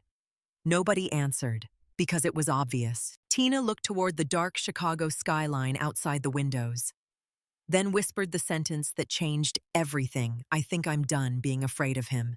The strangest part about emotional awakening wasn't rage. It was silence. Tina Wallace stopped arguing with her husband, and Curtis noticed immediately. 3 weeks earlier, she would have questioned his late nights, asked where he'd been, searched his face for affection, like someone begging for oxygen. Now, she simply watched, observed, collected information quietly while Curtis mistook her calmness for surrender, which was exactly what she wanted. You've been different lately, Curtis said one evening while loosening his tie in their bedroom. Tina sat at the vanity, removing her earrings carefully. How Curtis studied her reflection in the mirror. Less emotional. There it was again. That word. Emotional. Once upon a time, Tina would have defended herself instantly. Now she almost pitied how predictable he had become. Maybe I'm tired, she replied calmly. Curtis walked closer behind her. You know I worry about you, right? Tina met his eyes in the mirror. No, you don't. You worry about control. But instead, she smiled softly. I know. Curtis visibly relaxed. That tiny reaction told Tina everything. He genuinely believed she was falling back into place. Meanwhile, Tina had already opened a private bank account downtown, transferred copies of every financial document Nathan uncovered, and scheduled a confidential meeting with Marcus Reed, the best divorce attorney in Chicago. Not because she wanted revenge anymore, because she finally understood survival required preparation. Curtis rested his hands lightly on her shoulders. I miss this version of you. Tina almost laughed. This version, meaning quieter, less resistant, less threatening. The realization no longer broke her heart. It clarified it. What version, she asked carefully. Curtis smiled slightly. The version that trusts me. The sentence hung in the air like poison wrapped in silk. Tina looked down at her wedding ring. For years, she had believed trust meant loyalty. Now she understood Curtis viewed trust as obedience. The next morning, Tina sat inside Marcus Reed's office overlooking Lake Michigan. Marcus was in his early 40s, composed and intelligent, with the kind of calm voice that made panic feel manageable. He reviewed the documents silently while Tina sat across from him, trying not to unravel emotionally. Finally, Marcus leaned back slowly. This is serious. Tina nodded once. I know. Marcus removed his glasses thoughtfully. No, Tina. This is potentially federal. Fear twisted through her stomach again. Even after weeks of evidence, hearing it spoken aloud still felt surreal. Marcus tapped one document carefully. If Curtis transferred liability knowingly using forged authorization, he may be preparing for controlled financial collapse. Tina folded her arms tightly, and Marcus's expression softened slightly. You're vulnerable legally if we don't move fast. The words should have terrified her. Instead, strangely, they steadied her, because clarity felt better than confusion. Marcus continued carefully. You need emotional discipline from this point forward. Tina gave a humorless laugh. That's ironic. Marcus looked at her. What do you mean? My husband spent years convincing everyone I'm emotionally unstable. Marcus's eyes sharpened immediately. Then he's already preparing narrative protection. Exactly. Finally, someone else saw it too. Tina looked toward the enormous windows overlooking the gray Chicago skyline. I don't even know who I became in that marriage, Marcus answered quietly. Someone surviving manipulation. The sentence hit harder than expected because Tina had spent years blaming herself instead. Maybe she was too sensitive, too demanding, too emotional. Meanwhile, Curtis had been manufacturing those insecurities deliberately. Marcus slid a folder toward her. We document everything now. No emotional confrontations. No accusations without strategy. Tina nodded carefully. For the first time in years, someone was teaching her structure instead of confusion. As Tina left the building later that afternoon, her phone buzzed. Curtis. She inhaled slowly before answering. Hey. His voice sounded warm instantly. Where are you downtown? You disappeared this morning. There it was. Monitoring disguised as affection. Running errands. Curtis paused briefly. Then, you okay? Tina closed her eyes for half a second. Once upon a time, that question would have made her cry from relief. Now she heard the calculation underneath it. Assessment. Risk evaluation. I'm fine. Curtis lowered his voice slightly. I hate feeling distance between us. Distance. Interesting word choice from a man sleeping with another woman while framing his wife financially. Tina stepped onto the crowded sidewalk. Maybe we both need to try harder. Curtis sounded immediately encouraged. I knew we'd get back to each other. Back to each other. Meaning back to compliance. Tina ended the call with shaking hands. Not because she missed him anymore, because manipulation sounded so horrifyingly similar to love sometimes. That evening, Lauren arrived at Tina's house carrying takeout containers and updated financial printouts. They sat together in the kitchen that once felt like a prison. Now it felt like a war room. You met the attorney? Lauren asked carefully. Tina nodded. He thinks Curtis is preparing legal insulation. Lauren looked sick. Nathan had explained the same thing earlier. Curtis wanted Tina carrying the explosion while he escaped publicly intact. Lauren opened one of the folders slowly. There's another issue. Tina's stomach tightened immediately. What now? Lauren hesitated. Curtis moved additional money yesterday. What? Lauren handed her the statements. Offshore transfers. New account restructuring, rapid movement. Curtis was accelerating. He knows something's changing, Lauren whispered. Tina stared at the numbers numbly. How? I don't know. But Tina suddenly did. Control-oriented people sensed emotional withdrawal instinctively. Curtis might not know specifics yet, but he knew Tina was slipping beyond his reach emotionally. And that made him dangerous. Her phone buzzed again. Curtis. This time, a photo message appeared. A reservation confirmation. Private rooftop restaurant. 7 p.m. Friday. Underneath it, miss my wife. Lauren looked visibly uncomfortable. He's love-bombing. Tina stared at the message quietly. She remembered when gestures like this used to heal her instantly. Flowers after cruel arguments. Romantic weekends after emotional neglect. Affection arriving precisely when Tina reached breaking points. Not love. Maintenance. He thinks I'm still emotionally attached enough to manipulate, Tina said quietly. Lauren looked at her carefully. Aren't you? The question hurt because it was honest. Tina looked away toward the dark windows. Yes, she admitted softly. Part of me still is. Lauren nodded slowly. That part doesn't disappear overnight. No, it didn't. That was the tragedy of loving manipulative people. Your heart needed time to catch up with what your mind finally understood. Tina suddenly noticed headlights pulling into the driveway outside. Curtis was home early. Too early. Lauren stiffened instantly. Fear flashed across both their faces. Tina stood immediately. "You need to go." Lauren grabbed her bag quickly. "What if he sees me?" "He can't." Panic moved fast now. Lauren hurried toward the back hallway while Tina tried controlling her breathing. The front door opened downstairs. Baby Curtis called casually. Tina's pulse slammed violently against her ribs. Lauren whispered urgently, "Tina." Tina turned. Lauren looked genuinely frightened. "I think he's starting to realize he's losing control of you." Then footsteps began climbing the stairs.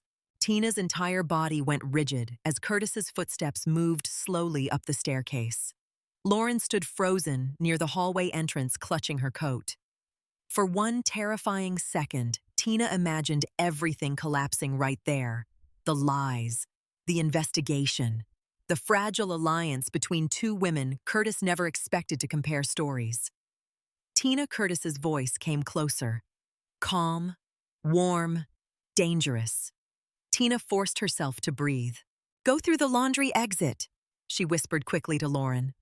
Lauren nodded once and disappeared down the side hallway silently just as Curtis entered the kitchen upstairs. He stopped immediately when he saw Tina standing alone near the island counter. Something unreadable flickered across his face. Suspicion. Gone almost instantly. "You scared me," Tina said lightly. Curtis loosened his coat slowly while studying her. "Why I didn't expect you home." He smiled faintly. "Should I be worried about that?" The question sounded playful, but Tina heard the probe underneath it. He was testing reactions now, watching carefully. Tina walked toward the wine cabinet calmly. "No, you've just been working late a lot." Curtis continued observing her silently. The atmosphere between them had changed completely now. Not openly hostile. Worse, strategic. "How was your evening?" he asked. Tina poured wine slowly. Quiet. Another pause. Then Curtis stepped closer. "Were you alone?" There it was. Direct. Tina forced herself not to tense. "Yes." Curtis held her gaze for a second too long, then smiled again. "I missed you." Tina almost hated how those words still affected her physically. Because trauma didn't erase attachment instantly. Part of her still remembered the man she thought Curtis had been. The version that comforted her after her father died. The version that danced with her barefoot in their first apartment kitchen years ago. But now, Tina understood something devastating. Manipulative people often mix genuine moments into abuse. That was what kept victims emotionally trapped. "You're quiet again," Curtis observed. Tina handed him a glass carefully. Long day. Curtis took the wine but didn't drink it. "Friday night," he said softly. "I want us to reset." Reset. Like the marriage was a software glitch instead of emotional destruction. "I booked the rooftop restaurant at the Langford." "I saw." Curtis stepped even closer now. "You matter to me, Tina." The sentence almost broke her heart, simply because she no longer believed it. Not fully. Not safely. But Curtis delivered affection with such convincing precision that sometimes her body reacted before logic could catch up. "I know things haven't been perfect lately," he continued quietly, "but I don't want to lose you." Lose you. Not hurt you. Not betray you. Lose you. Possession language. Control language. Tina suddenly noticed something terrifying. Curtis sounded sincere because in his own mind, he probably was sincere. People like him didn't experience love normally. They experienced ownership. The next 48 hours passed under unbearable tension. Curtis became attentive again, suddenly. Coffee brought to Tina in bed. Unexpected flowers delivered to the house. Longer hugs. Soft touches against her back while passing through rooms. It looked romantic from the outside. To Tina, it felt like surveillance wrapped in affection. "He's escalating emotionally," Marcus warned during a private phone call. That usually means he senses instability in his control structure. Control structure. Even Marcus described the marriage like a system now, because that's what it had been. Friday evening arrived cold and windy across downtown Chicago. Tina stood inside her bedroom, staring at herself in the mirror, wearing a fitted black satin dress, while her pulse hammered unevenly. Downstairs, Curtis waited beside the front entrance, looking devastatingly handsome in a charcoal suit. For one dangerous second, Tina understood why people stayed trapped in toxic relationships. Because abusers were rarely monstrous all the time. Sometimes they looked exactly like the life you once prayed for. Curtis smiled warmly when he saw her. Wow. Tina grabbed her clutch carefully. You said rooftop. I assumed formal. Curtis walked toward her slowly. You look beautiful. The compliment landed painfully. Because Curtis used to say things like that before everything became manipulation and silence. Or maybe it had always been manipulation. Maybe Tina simply hadn't recognized it yet. The rooftop restaurant overlooked the Chicago skyline beneath glittering nightlights. Elegant, private, expensive enough to buy emotional forgiveness temporarily. Curtis ordered Tina's favorite wine without asking. Once, she would have found that romantic. Now she wondered if he'd simply memorized her preferences, the way skilled businessmen memorized investor habits. You've been distant, Curtis said after the waiter left. Tina traced one finger along the stem of her wine glass. Haven't you? Curtis sighed softly. Business pressure changes people. No accountability. Always abstraction. Pressure. Stress. Timing. Never choice. Tina looked directly at him. Are you happy with me? The question visibly surprised him. Of course. Then why do I feel lonely around you? Curtis leaned back slightly. There's that emotional framing again. Emotional framing. Tina nearly laughed. Even vulnerability became evidence against her somehow. I'm trying to communicate honestly, she said quietly. And I'm trying to understand why everything becomes conflict lately. Conflict. Not pain, not betrayal. Conflict. Curtis always neutralized emotion into technical inconvenience. The waiter returned briefly with appetizers. Neither touched them. Wind moved softly through the rooftop candles between them.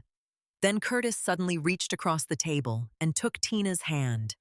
The gesture looked intimate, protective. His voice lowered. Tell me the truth.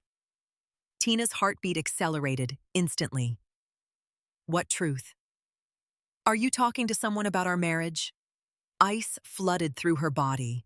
The question sounded casual, but Curtis's eyes weren't. He knew something. Not everything. But something. Tina kept her face calm with enormous effort. No.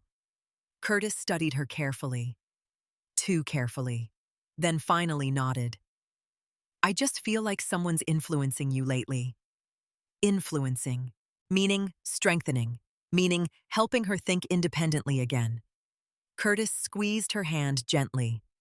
I miss when we trusted each other completely. Tina stared at him across the candlelight. The tragedy was that part of her still wanted to believe him, still wanted this dinner to become real intimacy instead of strategic damage control. That was the hardest part about healing from emotional abuse. Your heart grieved the fantasy long after your mind recognized the danger. Suddenly, Curtis's phone buzzed against the table. A message notification lit the screen briefly. Tina only caught part of it before Curtis flipped the phone over instantly. Board members confirmed for Monday. Curtis smiled apologetically.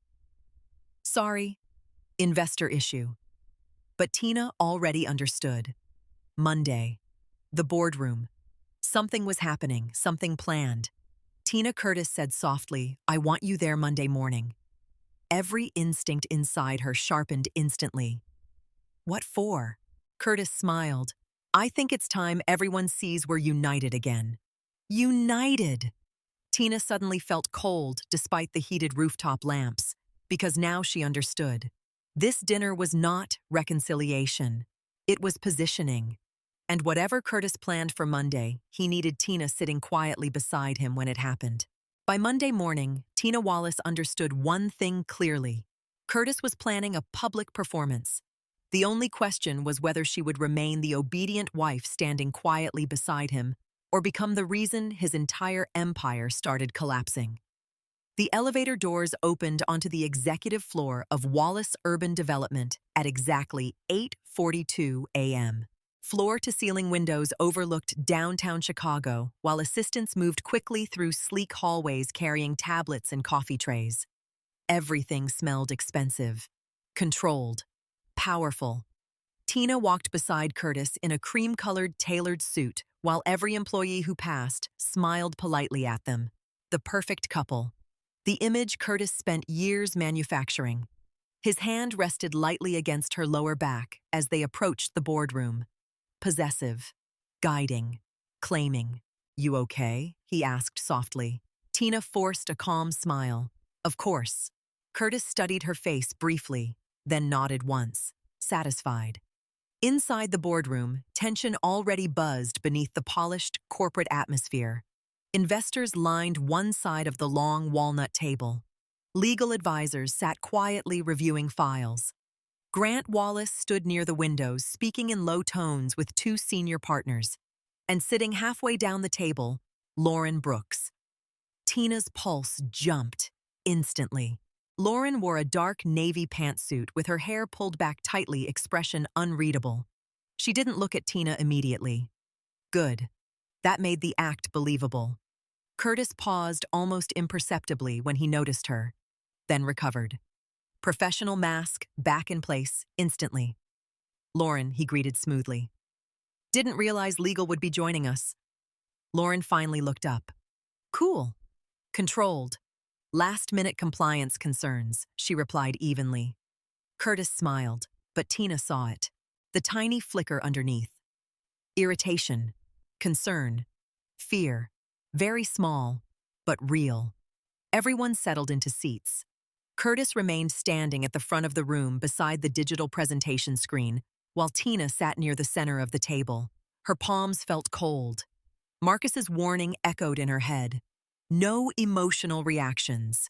No impulsive confrontation. Curtis began speaking confidently. As everyone knows, the last quarter created some temporary financial complications tied to our Phoenix expansion strategy. The room remained attentive, professional, calm. Tina almost admired how effortlessly Curtis commanded spaces like this. No hesitation, no visible guilt. He sounded like a visionary leader managing unfortunate circumstances, not a man who forged his wife's signature while sleeping with another woman. However, Curtis continued smoothly, "We've identified internal mismanagement connected to several unauthorized liability approvals." Tina's stomach dropped instantly. There it is. This was it. The setup. Across the room, Lauren's face remained perfectly neutral. Nathan sat silently near the back, pretending to review financial projections. Curtis clicked the presentation remote. Documents appeared on the large screen. Corporate transfer records. Liability authorizations. Tina's forged signatures. Murmurs spread quietly around the table. Curtis sighed heavily, like a disappointed husband carrying emotional burden. "The situation is personally painful for me," he said carefully, "because my wife has struggled emotionally over the past year." The room went still. Tina felt heat flood her chest instantly. There it was. Not just financial framing, psychological framing, publicly, strategically. Curtis continued speaking in calm, measured tones. "Tina has been under severe stress. Unfortunately, that stress appears to have affected several business-related judgments. Gaslighting as corporate theater. Brilliant. Horrifying." Grant Wallace frowned deeply. Sabrina sat near the far corner, looking uncomfortable for once. And still Curtis continued. "I tried handling this privately to protect my family," he said quietly. "But the board deserves transparency." Transparency? Tina nearly laughed. The audacity almost impressed her. Curtis turned toward her now. soft expression. Concerned husband performance perfected down to microscopic detail. "Tina," he said gently, "I think it's best if you let the attorneys handle things from here." Translation: Stay quiet. Accept blame. Protect me. Every instinct inside Tina screamed to explode emotionally. That was exactly what Curtis wanted. An emotional reaction would complete his narrative perfectly. See unstable, impulsive, emotional. Instead, Tina slowly folded her hands together, then spoke calmly. "What exactly are you accusing me of, Curtis?" The room shifted slightly. Curtis looked surprised by her composure. "Sweetheart, nobody's accusing you." "Sweetheart, public affection as containment strategy." "You just implied I authorized fraudulent financial transfers," Tina replied evenly. Curtis sighed softly. "We both know you haven't been yourself lately." There it was again. Not yourself. Tina realized suddenly how deeply Curtis relied on language manipulation. He never attacked directly. He framed, suggested, positioned. Like psychological architecture. Tina Curtis continued gently. "This doesn't need to become adversarial." Adversarial. Interesting choice of word from a man sacrificing his wife professionally. One investor leaned forward carefully. "Are you saying Mrs. Wallace signed these documents while mentally compromised?" Curtis lowered his eyes slightly, performing pain. "I'm saying my wife has struggled emotionally for some time." Tina saw it happen instantly around the room. The subtle shift, doubt, suspicion, pity. Exactly what Curtis wanted. He had spent years preparing this narrative. Then suddenly Lauren stood. Every eye in the room turned toward her. Curtis's expression sharpened instantly. "Lauren?" he asked carefully. Lauren picked up a thick stack of folders from the table. "I think we should clarify several things before this discussion continues." Curtis's smile tightened. "Now's probably not the time." "I disagree." The room became very still. Lauren looked directly at the investors now. "As corporate counsel, I have serious concerns regarding the authenticity of the liability documents presented this morning." Curtis's entire body subtly stiffened. Tiny, but visible. And Tina realized something almost surreal. For the first time in years, Curtis Wallace looked uncertain. Lauren Curtis said quietly, "Be careful." The warning underneath those words chilled the room instantly. Lauren didn't sit down. Instead, she distributed folders one by one across the table. "We brought copies for everyone." "We?" Curtis caught the word immediately.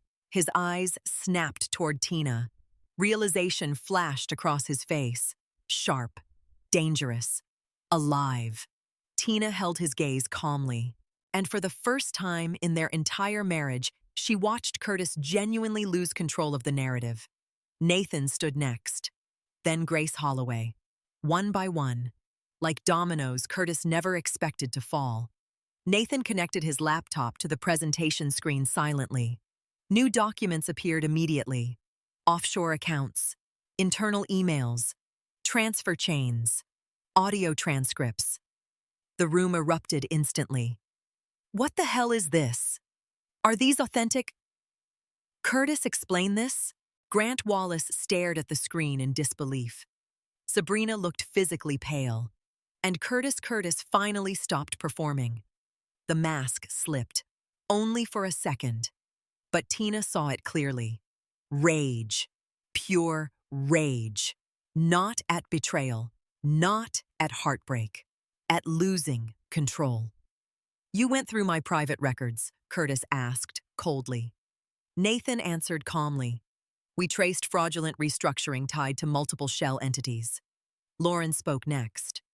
"And forged authorization signatures." Silence crashed heavily across the boardroom. Curtis looked directly at Tina now. No softness left. No husband performance. Just calculation. "You did this," he asked, quietly. Tina stood slowly, heart pounding, voice steady.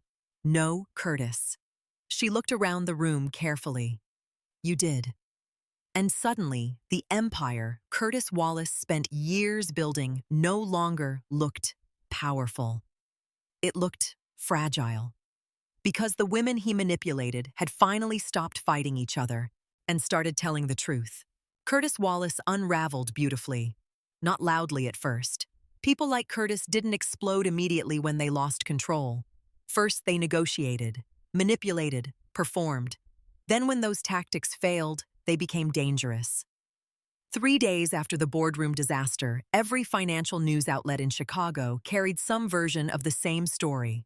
Wallace Urban Development under internal investigation. Investors question executive liability transfers. Corporate fraud allegations emerge. Curtis's carefully curated world had cracked open, and he blamed Tina for every fracture. She felt it the moment she walked into the mansion Tuesday evening. The air itself felt hostile. Curtis stood near the fireplace, holding whiskey, while muted news coverage played across the television behind him. He didn't greet her immediately, just watched, like a predator reassessing prey that had unexpectedly bitten back. "You embarrassed me," he said finally. "Not you betrayed me. Not, how could you embarrassment? Image. Always image." Tina calmly placed her purse on the marble table. "You tried to destroy me." Curtis laughed softly under his breath. "Still trying charm first." "You really believe Lauren Brooks?" he asked. "After she slept with your husband, the manipulation almost would have worked once. Turn the women against each other again. Rebuild division. Reclaim control." But Tina understood the pattern now. "No," she replied quietly. "I believe evidence." Curtis's jaw tightened slightly. Tiny crack. Then he softened again, instantly. "Tina, baby." The tenderness in his voice would have broken her months ago. Now it just exhausted her. "You're overwhelmed right now," he continued gently. "People are influencing you emotionally." Emotionally. Again. Curtis stepped closer slowly. "I know I made mistakes. Mistakes. Like infidelity was an accounting error. Like psychological abuse was poor communication." "You forged my signature," Tina said. Curtis sighed heavily. "It wasn't like that." "How was it?" He rubbed one hand over his face dramatically. "The company was under pressure. I was protecting everything we built." "We." Interesting. Now suddenly they were a team again. "You transferred liability into my name. I was going to fix it." When Curtis's silence answered for him, Tina stared at him. For the first time in years, she truly saw him clearly. Not the charming businessman, not the ambitious husband, not the wounded man she spent years trying to heal.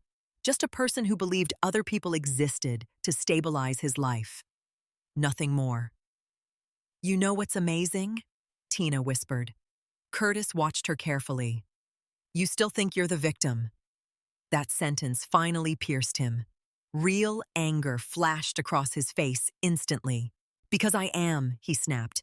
"You humiliated me publicly." There he is, the real Curtis. Not sad, not guilty, furious. Because narcissistic people often experience exposure as abuse. "How dare you stand there acting righteous?" Curtis continued. "After everything I gave you," Tina almost laughed. She gave him 12 years, career sacrifices, emotional labor, social credibility, loyalty. Meanwhile, Curtis gave her manipulation packaged as love. "You isolated me," Tina said quietly. Curtis scoffed. "You isolated yourself." Classic. Always reverse blame. Always reposition damage. "You made me question my sanity. You are unstable lately." There it is again. Curtis stepped closer, aggressively now. "Because look at you," he snapped. "You destroyed our marriage for some pathetic alliance with a woman who used you." Tina's expression hardened instantly. "No," she said calmly. "You used both of us." That sentence hit harder than shouting would have. Curtis looked at her differently suddenly. like he no longer recognized the woman standing in front of him. Good, because Tina barely recognized herself anymore either. And strangely, that felt freeing. The next morning, the media storm worsened. Investors froze multiple Wallace urban development accounts.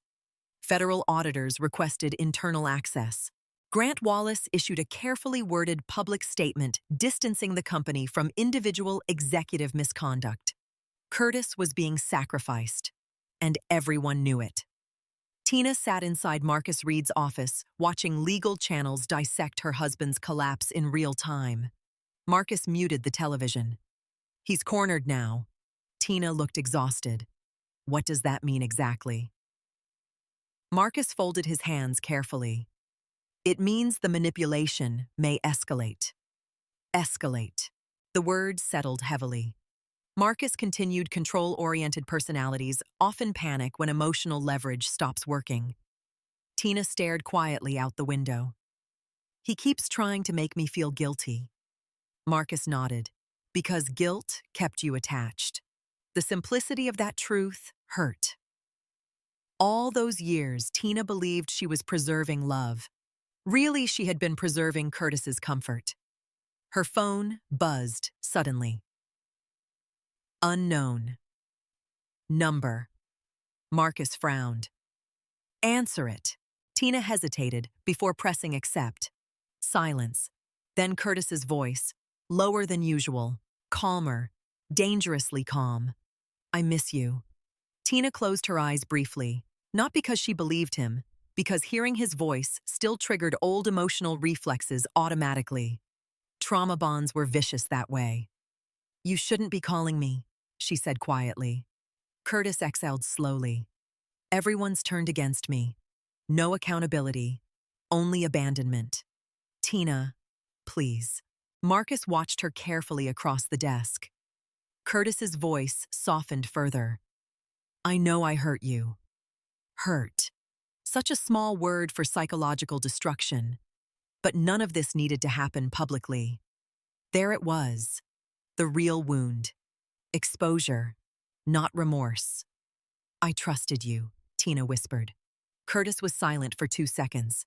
Then, and I trusted you not to destroy me.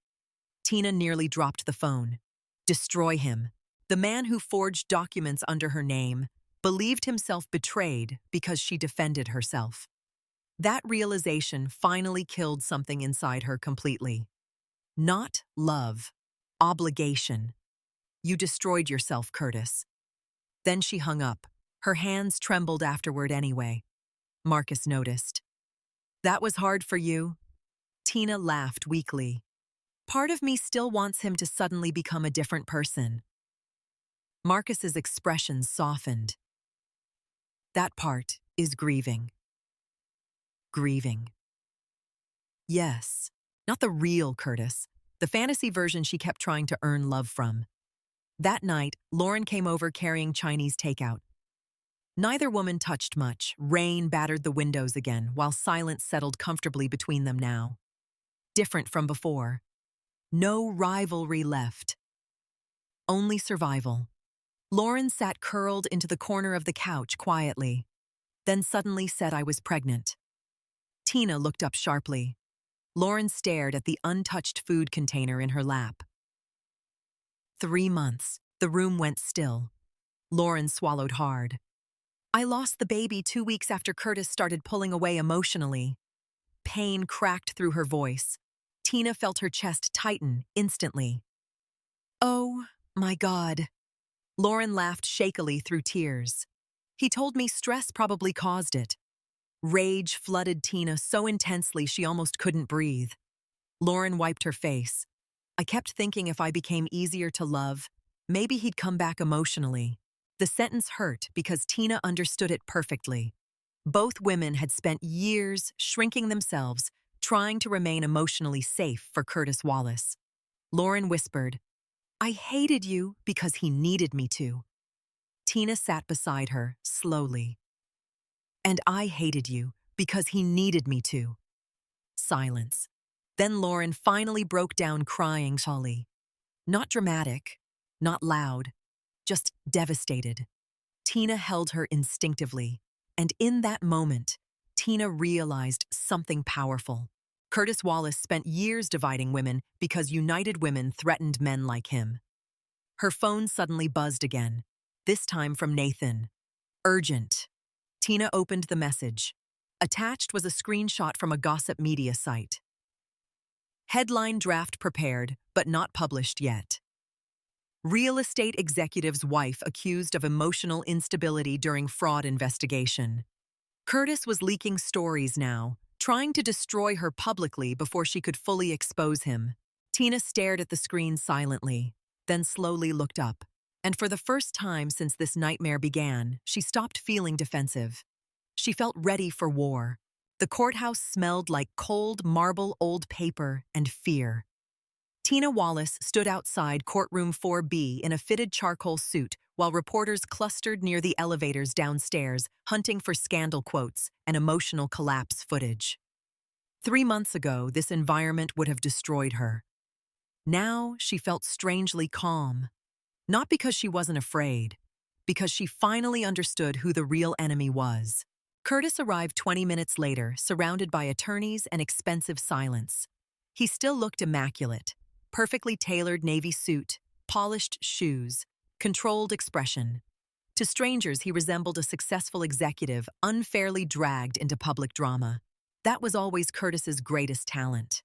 He looked reasonable. His eyes found Tina instantly across the hallway. For one brief second, emotion cracked through his mask.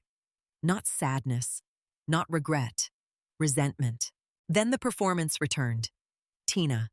His voice sounded soft enough to almost feel intimate. Marcus Reed immediately stepped slightly closer beside her. Protective. Professional. Curtis noticed. Something dark flickered behind his eyes.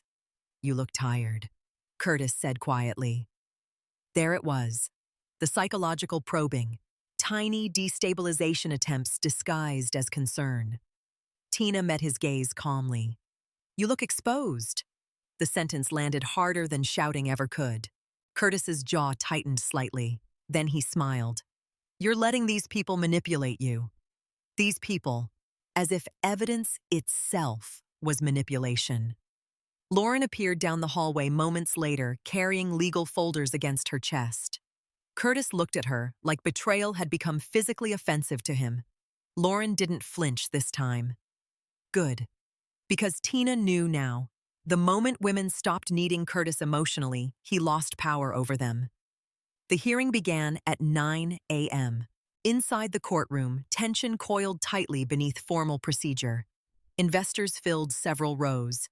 Media observers lined the back quietly. Grant Wallace sat rigid near the aisle, looking 20 years older than usual. Evelyn Wallace looked furious. Not heartbroken. Embarrassed. Of course. Judge Eleanor Whitmore entered sharply and the room rose instantly. Curtis sat beside his legal team, radiating calm professionalism. Tina almost admired the discipline of it. Even now, even cornered, he still believed performance could save him. The proceedings began with financial summaries and restructuring evidence. Nathan Cole testified first. Precise, controlled, emotionless. Exactly what Marcus wanted. Nathan walked the court carefully through shell companies' offshore transfers, forged authorizations, and liability movement patterns connected to Tina's name. Curtis remained expressionless throughout. But Tina noticed his fingers tapping once against the table. Tiny crack. Nathan concluded quietly. "In my professional opinion, the restructuring strategy appears intentionally designed to redirect legal and financial exposure toward Mrs. Wallace." Murmurs spread softly across the courtroom. Curtis's lead attorney stood immediately. "Objection. Speculation." Judge Whitmore nodded slightly. "Sustained regarding intent. The court will consider factual evidence only." Curtis relaxed slightly, still calculating. Still believing control remained possible. Then Lauren Brooks took the stand. The atmosphere changed immediately, because affairs made headlines, but mistresses testifying against powerful men, that made people uncomfortable. Lauren sat carefully beneath the courtroom lights, visibly nervous but steady. Marcus approached gently. State your relationship to Curtis Wallace. Lauren inhaled once. I was corporate legal counsel for Wallace Urban Development. Marcus nodded. And personally, silence stretched. Then Lauren answered quietly. I was involved with him romantically. Reporters immediately started writing. Curtis looked down briefly. Still calm, still composed. Marcus continued carefully. Did Mr. Wallace represent his marriage to you honestly? Lauren almost laughed, a sad sound. No. What did he tell you about Tina Wallace? Lauren's eyes flickered toward Tina briefly, then back toward Marcus. He told me Tina was emotionally unstable, manipulative, dangerous during conflict. The courtroom became very still. Marcus stepped closer. Did you eventually realize those claims were false? Lauren swallowed hard. Yes. What changed your understanding? Lauren looked directly at Curtis now. He started using the same language against me. That sentence moved visibly through the room because suddenly, the pattern became human. Not just financial, psychological. Marcus let silence linger before asking, did Curtis Wallace encourage emotional dependency in private relationships? Curtis's attorney objected instantly. Judge Whitmore allowed limited response. Lauren answered carefully. Yes. How Lauren's hands trembled slightly. He isolated emotionally vulnerable women. He made affection feel conditional. Curtis finally reacted. Not loudly. Just a small, cold smile. Disdain. Like Lauren had become disappointing. Marcus noticed too. Did you witness financial misconduct? Yes. Did Curtis Wallace forge Tina Wallace's signature? Curtis's attorney objected again violently. Judge Whitmore overruled. Lauren's voice shook now. Yes. Curtis finally leaned toward his attorney, whispering sharply. Real agitation appearing now. Tina watched him carefully. For years, she feared his anger. Now, she simply observed it. Interesting how healing changed perspective. Then Marcus called Tina herself. Walking toward the witness stand felt surreal, like stepping into the ruins of her old life. She sat carefully while cameras clicked softly from the media section. Marcus approached slowly. Tina, how long were you married to Curtis Wallace? 12 years. Did you knowingly authorize fraudulent financial transfers? No. Did Curtis Wallace ever discuss these liabilities openly with you? No. Marcus paused, then asked quietly, how would you describe your marriage emotionally? Curtis finally looked directly at her. Intensely. Warning. Pressure. Old instincts tried rising inside Tina instantly. Be careful. Stay small. Protect him. But those instincts no longer controlled her. Tina folded her hands carefully. At first, she said softly, I thought I married someone ambitious and loving. Silence settled across the courtroom. Over time, I stopped recognizing myself. Curtis's expression hardened. Tina continued calmly. I spent years believing every conflict was my fault. Marcus let her speak uninterrupted. He convinced me my emotions were problems instead of responses.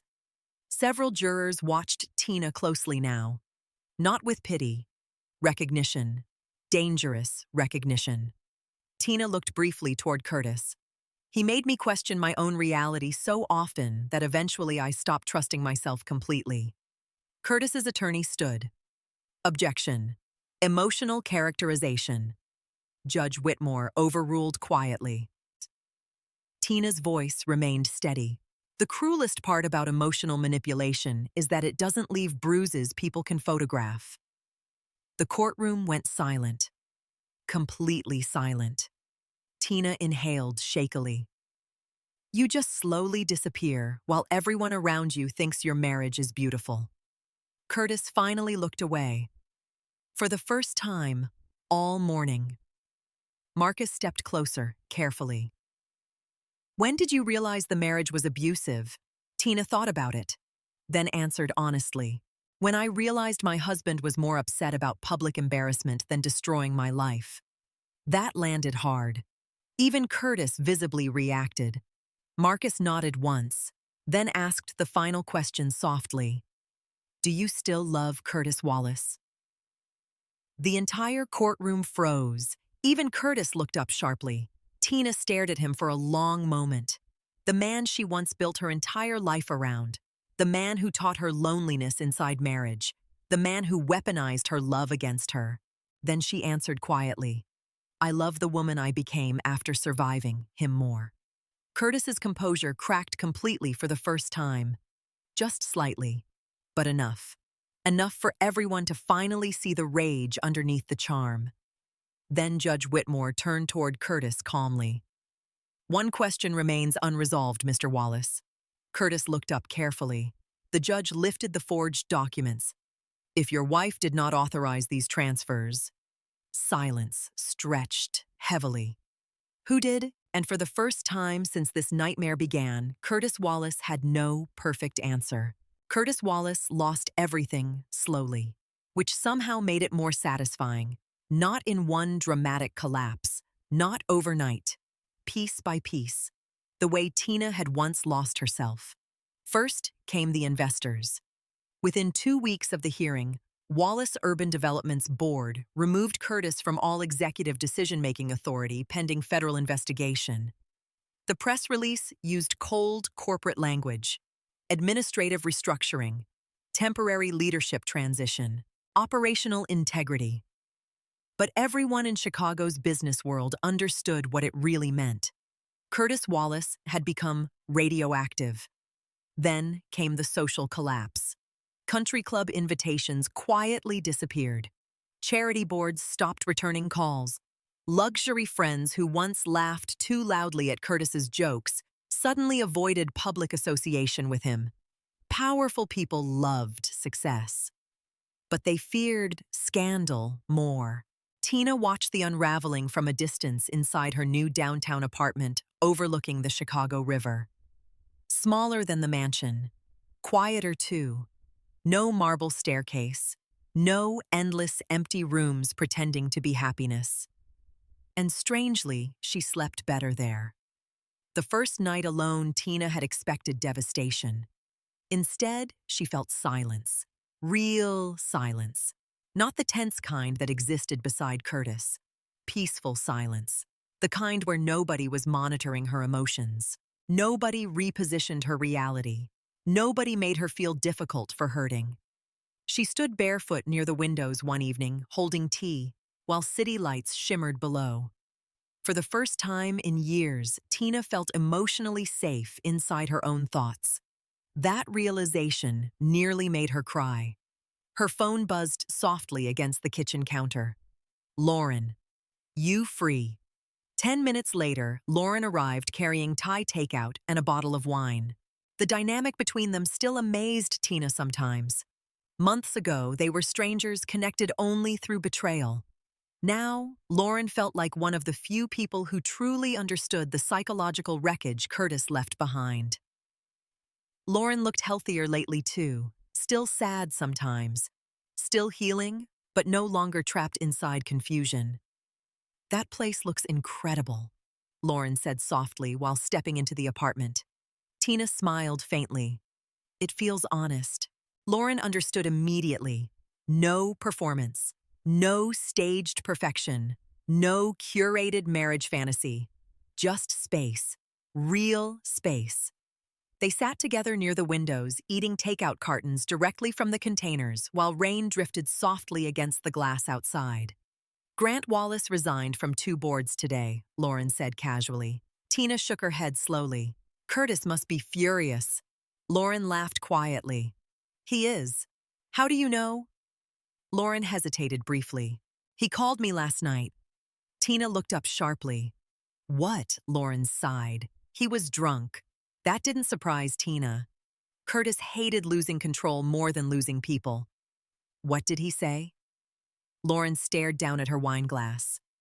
He said we ruined his life. Of course he did. Tina leaned back slowly. He still thinks he's the victim. Lauren nodded. He said you turned everyone against him. Tina laughed softly under her breath. The sound carried no bitterness anymore, just disbelief. No, she whispered. His actions did. Silence settled comfortably between them. Then Lauren asked quietly, "Do you ever miss him?" The question lingered honestly in the room. Tina looked toward the skyline, carefully considering it. Yes, she admitted eventually. Lauren stayed quiet. "I miss who I thought he was," Tina clarified softly. "Sometimes I miss the future I believed we were building." That was the hardest grief to explain. Not grieving reality and grieving illusion. Lauren nodded slowly. "I still catch myself wanting him to apologize sincerely." Tina understood that too, because closure felt seductive. Victims wanted the person who hurt them to finally acknowledge the damage honestly. But people like Curtis rarely apologized without strategy attached. 3 days later, Tina stepped out of a branding consultation meeting downtown when she saw him. Curtis stood across the street beside a black sedan, wearing a dark overcoat, hands in his pockets. For one terrifying second, old instincts surged through her automatically. Anxiety, hyper-awareness, emotional anticipation. Then she noticed something else. He looked smaller somehow, still handsome, still polished, but diminished, like power itself had drained out of him. Tina. His voice sounded softer than she remembered. Careful. Measured. Tina remained still. "What are you doing here?" Curtis glanced toward the office building behind her. "I heard you're consulting again." "Not congratulations. Not pride. Information gathering." "You've been following me." Curtis sighed. "Can we not do this?" There it was. Immediate reframing. Avoid accountability by criticizing reaction. Tina folded her arms. "What do you want?" For the first time in years, Curtis looked uncertain. Real uncertainty. Not performed. "I want to talk. We already did that in court." His jaw tightened slightly. "You made me look like a monster." Tina stared at him in disbelief. Even now, even after everything, still image-focused. "You forged my signature."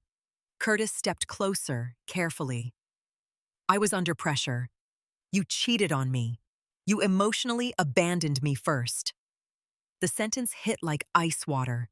Not because Tina believed it, because Curtis probably did. That was the disturbing thing about manipulative people. They rewrote reality so completely they often became emotionally loyal to their own distortions. "You blamed me for your choices," Tina said quietly. Curtis looked frustrated now. "You always make everything sound cruel." Cruel. Interesting word. As if describing abuse accurately was somehow more offensive than committing it. "You destroyed 12 years over revenge," Curtis snapped. Tina almost laughed. Revenge? Defending herself became revenge in Curtis's mind, because he believed consequences were attacks. "No," she said calmly. "You destroyed 12 years because you thought I'd never stop loving you enough to leave." Silence. That sentence landed directly. Curtis looked away briefly. First time. Traffic moved loudly around them while cold wind swept through downtown streets. Then Curtis spoke quietly. "I did love you." Tina's chest tightened painfully despite everything. Because maybe he believed that too, in his own distorted way. But love without empathy became possession eventually. "And I loved you enough to disappear for you." "You, Tina," whispered. Curtis looked back at her slowly.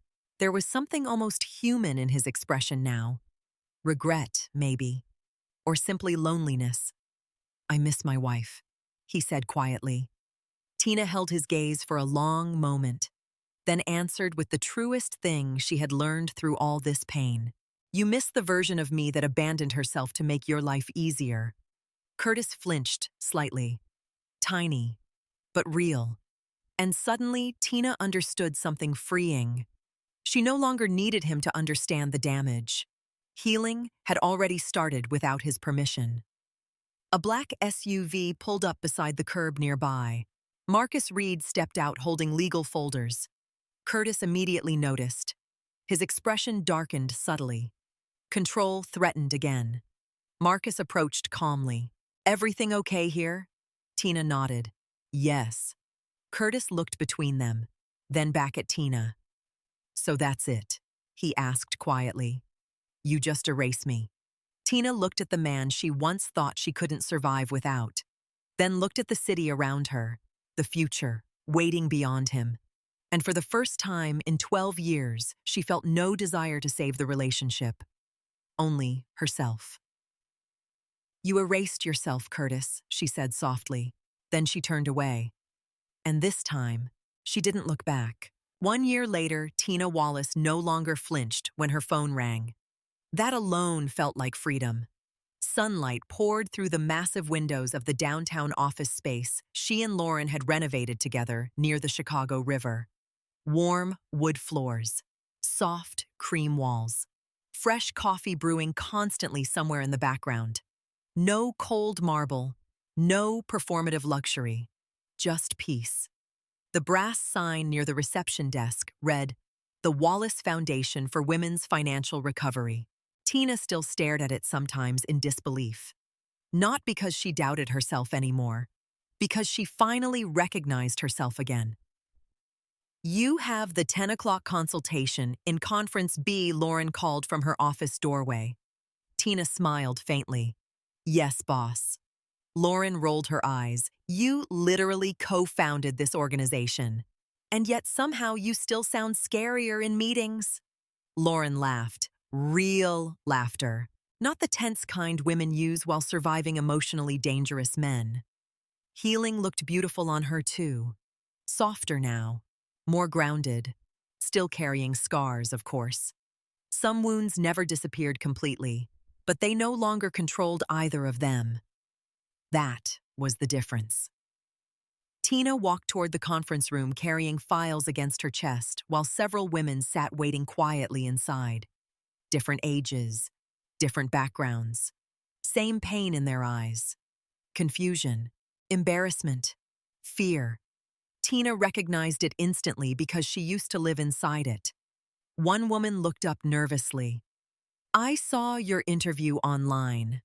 Tina smiled gently. Hopefully not the terrible lighting one.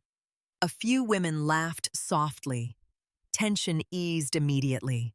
That mattered, because shame thrived in silence, and Tina had learned something important. Emotionally manipulated women often believed they were alone. They weren't. Not even close. The foundation started 6 months earlier after dozens of women reached out privately following the court case. Some were financially trapped. Some emotionally isolated. Some still convinced the abuse was somehow their fault. Tina understood every version. Because Curtis had taught her firsthand how invisible emotional destruction could become. "You don't have to prove your pain to deserve help," Tina told the group quietly. Several women immediately started crying. That happened often. Not because Tina had magical words, because emotionally abused people rarely heard validation spoken aloud. After the session ended, Tina remained behind, organizing paperwork while rain drifted softly against the windows outside. Chicago looked beautiful in the fall. Alive, moving, unaffected by old heartbreak. Lauren entered carrying coffee. "You were good today." Tina smiled tiredly. "I used to think surviving him made me weak." Lauren handed her a cup carefully. And now, Tina looked around the office slowly. Women talking quietly outside. Warm lighting, peaceful energy, purpose. "Now I think surviving him introduced me to myself." Lauren's eyes softened instantly. That sentence carried years inside it. Later that evening, Tina stayed late finishing consultation notes while the office slowly emptied. The city outside darkened into glittering reflections across the river. Her phone buzzed unexpectedly. Unknown number. Tina almost ignored it, then answered carefully. Hello, silence. then Curtis. Tina. The sound of his voice no longer shattered her. Strange. A year ago, hearing him could ruin entire days emotionally. Now it mostly sounded distant, like a song from a former life. What do you want, Curtis? He exhaled slowly. I heard about the foundation. Tina leaned back in her chair quietly. Yes, you always were good at helping people. The compliment sounded genuine, and somehow that made it sadder. Because Curtis could recognize goodness, he simply consumed it instead of protecting it. How are you? He asked softly. Tina considered the question honestly. Peaceful. Silence lingered on the line. Then Curtis laughed once under his breath. You used to sound afraid all the time. The observation startled her slightly, because it was true. Even during good years of marriage, fear lived underneath everything. Fear of conflict, fear of emotional withdrawal, fear of disappointing him, fear of becoming too much, too emotional, too difficult, too human. Tina admitted quietly. Curtis said nothing for several seconds. Then finally, I'm sorry. The words landed softly, not dramatically, not powerfully, just softly. Tina closed her eyes briefly. Once upon a time, she begged internally for this moment, for accountability, for remorse, for emotional recognition. Now it no longer had power over her, not because the apology meant nothing, because her healing no longer depended on it. I know, she said gently. Curtis sounded tired suddenly. Not manipulative, just tired. I lost everything. Tina looked out toward the skyline. No, she whispered. You lost control. Silence again. Then Curtis asked quietly, did you ever really love me? Tina smiled sadly to herself. Such a tragic question, because despite everything, the answer remained yes. I loved you enough to disappear, she said softly. That was the problem. Curtis breathed unevenly once, and for the first time, Tina almost felt compassion instead of anger. Not enough to return, not enough to reopen wounds, just enough to let go peacefully. You should have loved yourself more, Curtis whispered. Tears filled Tina's eyes unexpectedly. Not from pain, from closure, because maybe that was the truest thing he had ever said to her. I do now, she answered. Then she ended the call gently. No rage, no revenge, just finality. Tina stood afterward and walked slowly toward the windows overlooking the city. Rain shimmered across the glass while Chicago glowed gold beneath the night sky. A year ago, she thought losing her marriage would destroy her. Instead, it gave her back her own life. Behind her, Lauren turned off lights one by one through the office. You coming? She asked softly. Tina looked out at the skyline one last time, then smiled. Yeah.